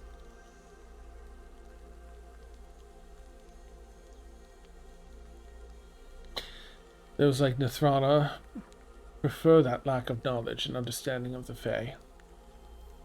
It works greatly in her favor. She advances her influence and power in whatever plan she has in the prime. And so I entrust you with the world in a bottle to help restore Orin, for Orin was a protector of the Fae, to answer your question. Thanks to Feyora. In a world with so primordials in power, someone such as Orin is an incredible ally for those of the Fae. They are kind and benevolent, but will certainly protect those that need protecting, whether from the Fae or otherwise. They're an asset to the good of the world. Nods to you, Feyora, to see if you have any follow-ups.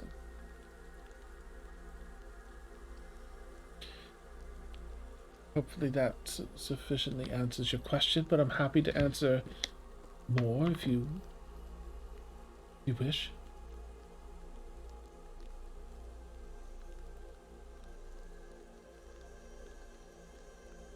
But let's get out of this stuffy room and back to the wine, yes?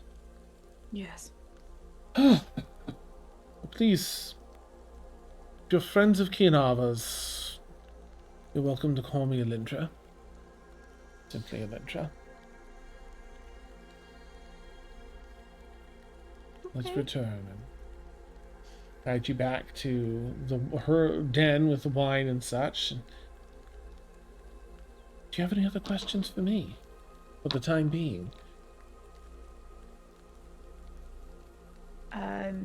Sure, is once we're wrapped up here to return back to the prime, Yes. is there an easier way to get back? Because we've been through a lot trying to get over to you. Like, Yes. Spiders and the brownies, whatever they were. Oh. Oh no. Gnomelins, Well, from the giant trees. oh, that makes sense. Big trees. Typically, from the normal Feywild, there are many different junctures at which you can cross. My realm is but a small separated portion for safety purposes, and so there's just the one entrance and exit. There's another, but you can't breathe underwater, can you? Not yet. All right, then the other won't help. I'm afraid not. I was afraid of that, but I thought I should ask. I'm terribly sorry. I'll think on if there's anything I can provide to assist in that endeavor. How long is your travel once you return to the Prime? Back to Aveline. Like a month, if I'm remembering correctly. Yeah. Let's see if there's anything that can assist. For now, perhaps we retire. I feel I need to have a heart-to-heart with Keeyanava. You're welcome to stay, maybe be my guest for dinner this evening, and then I can see you on your way if you wish back to the Prime. Sure. That would be lovely. I almost said that. Oh my god. The brain cell. Very well. So I'll just say that if you don't have anything you want to chat over dinner, I'll just kind of advance time. You know, it's Keeyanava and Ellie seem to be like kind of quiet but talking a little bit. Keeyanava definitely takes you aside and, right, I'm sorry, I am friends with Allie, but I know I left out the part where we were a bit at odds last we spoke. And but I very much appreciate the company. You've all been so lovely. I hope you won't hold it against me for too long, but I understand if you need to for a while. I hope to be able to catch up with you again sometime. I'll be going back to the Prime myself. Can I ask where you all hang out in the Prime?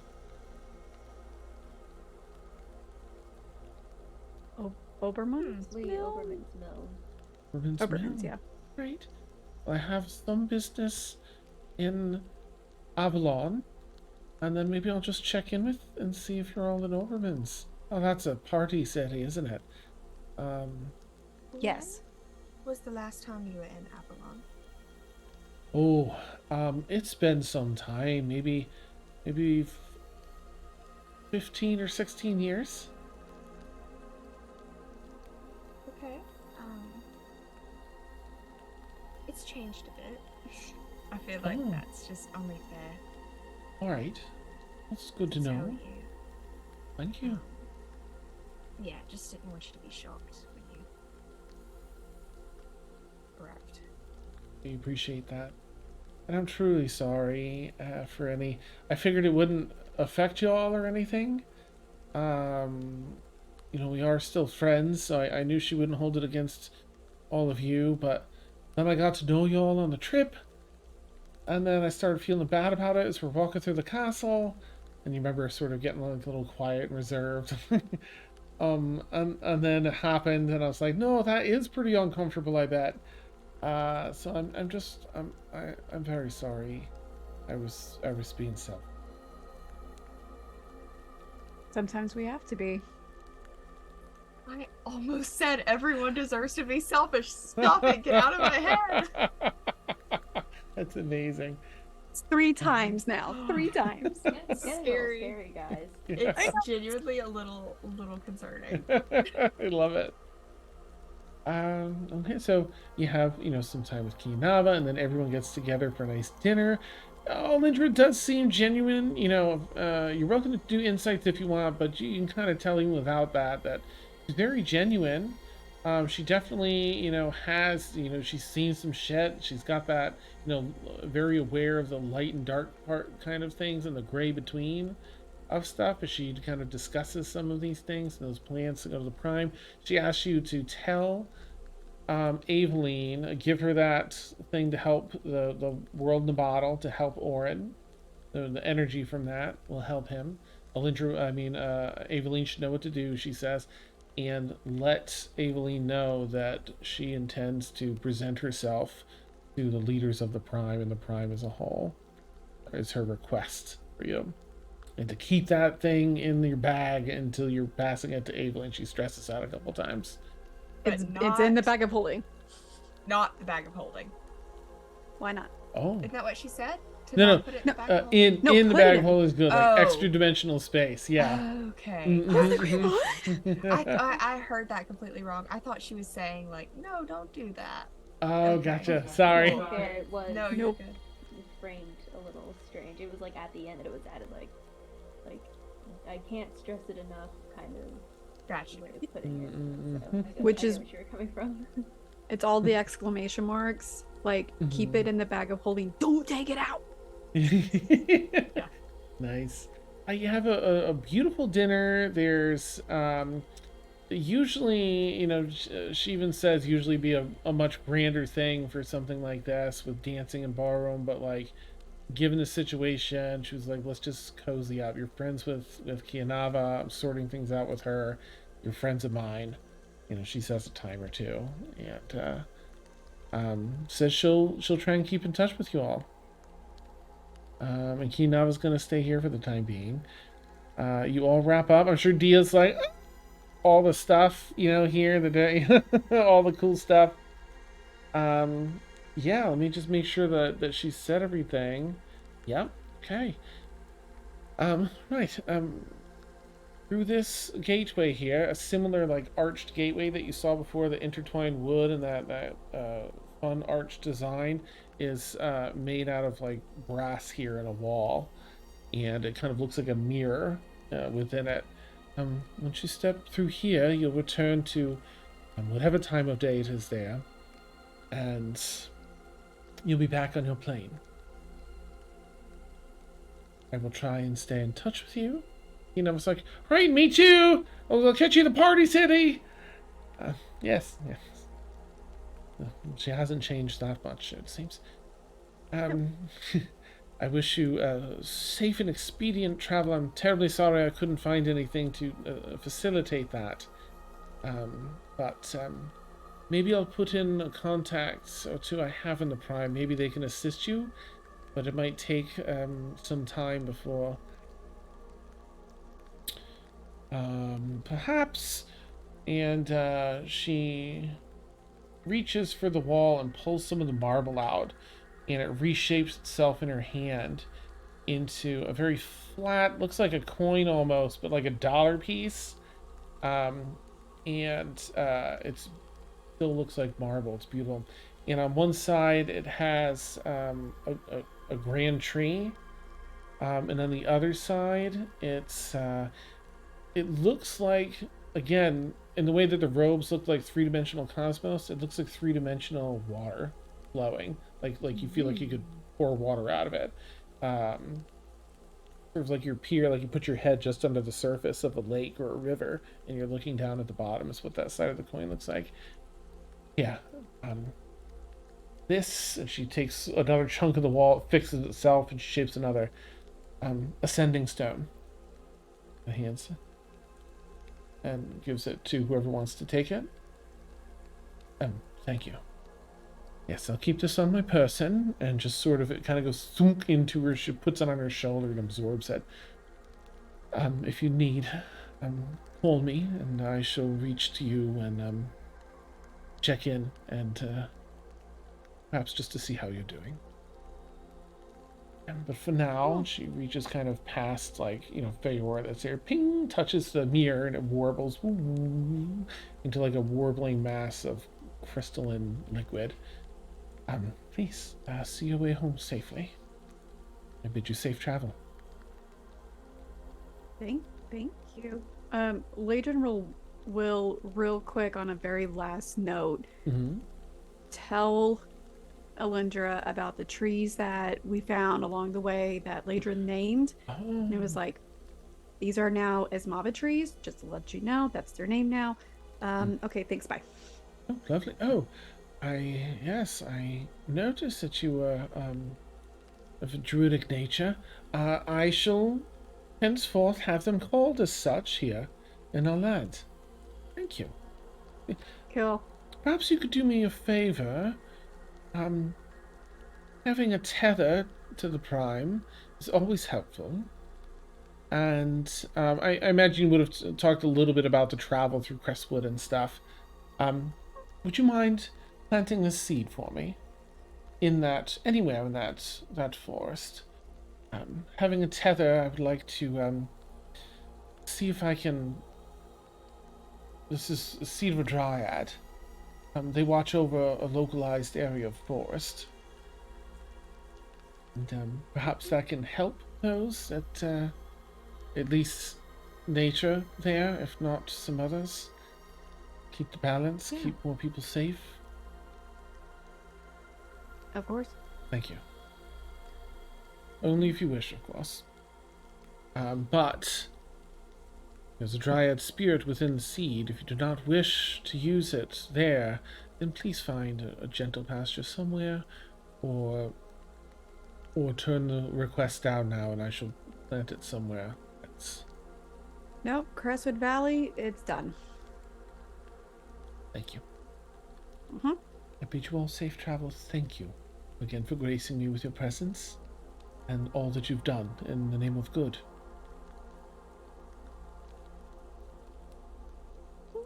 Right? Do y'all walk through the thingamabob? All right. Y'all warble through and return just outside of that archway. And I'm just gonna ask everyone. Oh shit. I'm gonna ask everyone for a wisdom saving throw, please. I wouldn't know to bless because I wouldn't know this would happen. Look, I gotta roll one for Dia here. All right, let's see what Dia can roll. Dia, I'm sorry. Does she? Oh, no, wisdom's her dump stat, isn't it? Ew, she got a 6. I'm sorry, Dia. Feyora, what'd you get? A 10. Okay, Laedrin. 23. Hey, and Tuna. 30-20. Ooh, Well, nice. for both of you, respectfully. Amazing. Well, you've arrived like first thing in the morning. It's like first thing in the morning here on the Prime. You're not sure outside of that what day it is or anything else. Feyora and Dia, you two are ready to get to the Feywild and deliver this note. And you're not really sure what happened, like when the sun rose. Like maybe it took too long after midnight and you've been waiting for this portal to open. But you two are ready. I think that's where we'll end tonight's session. Ooh.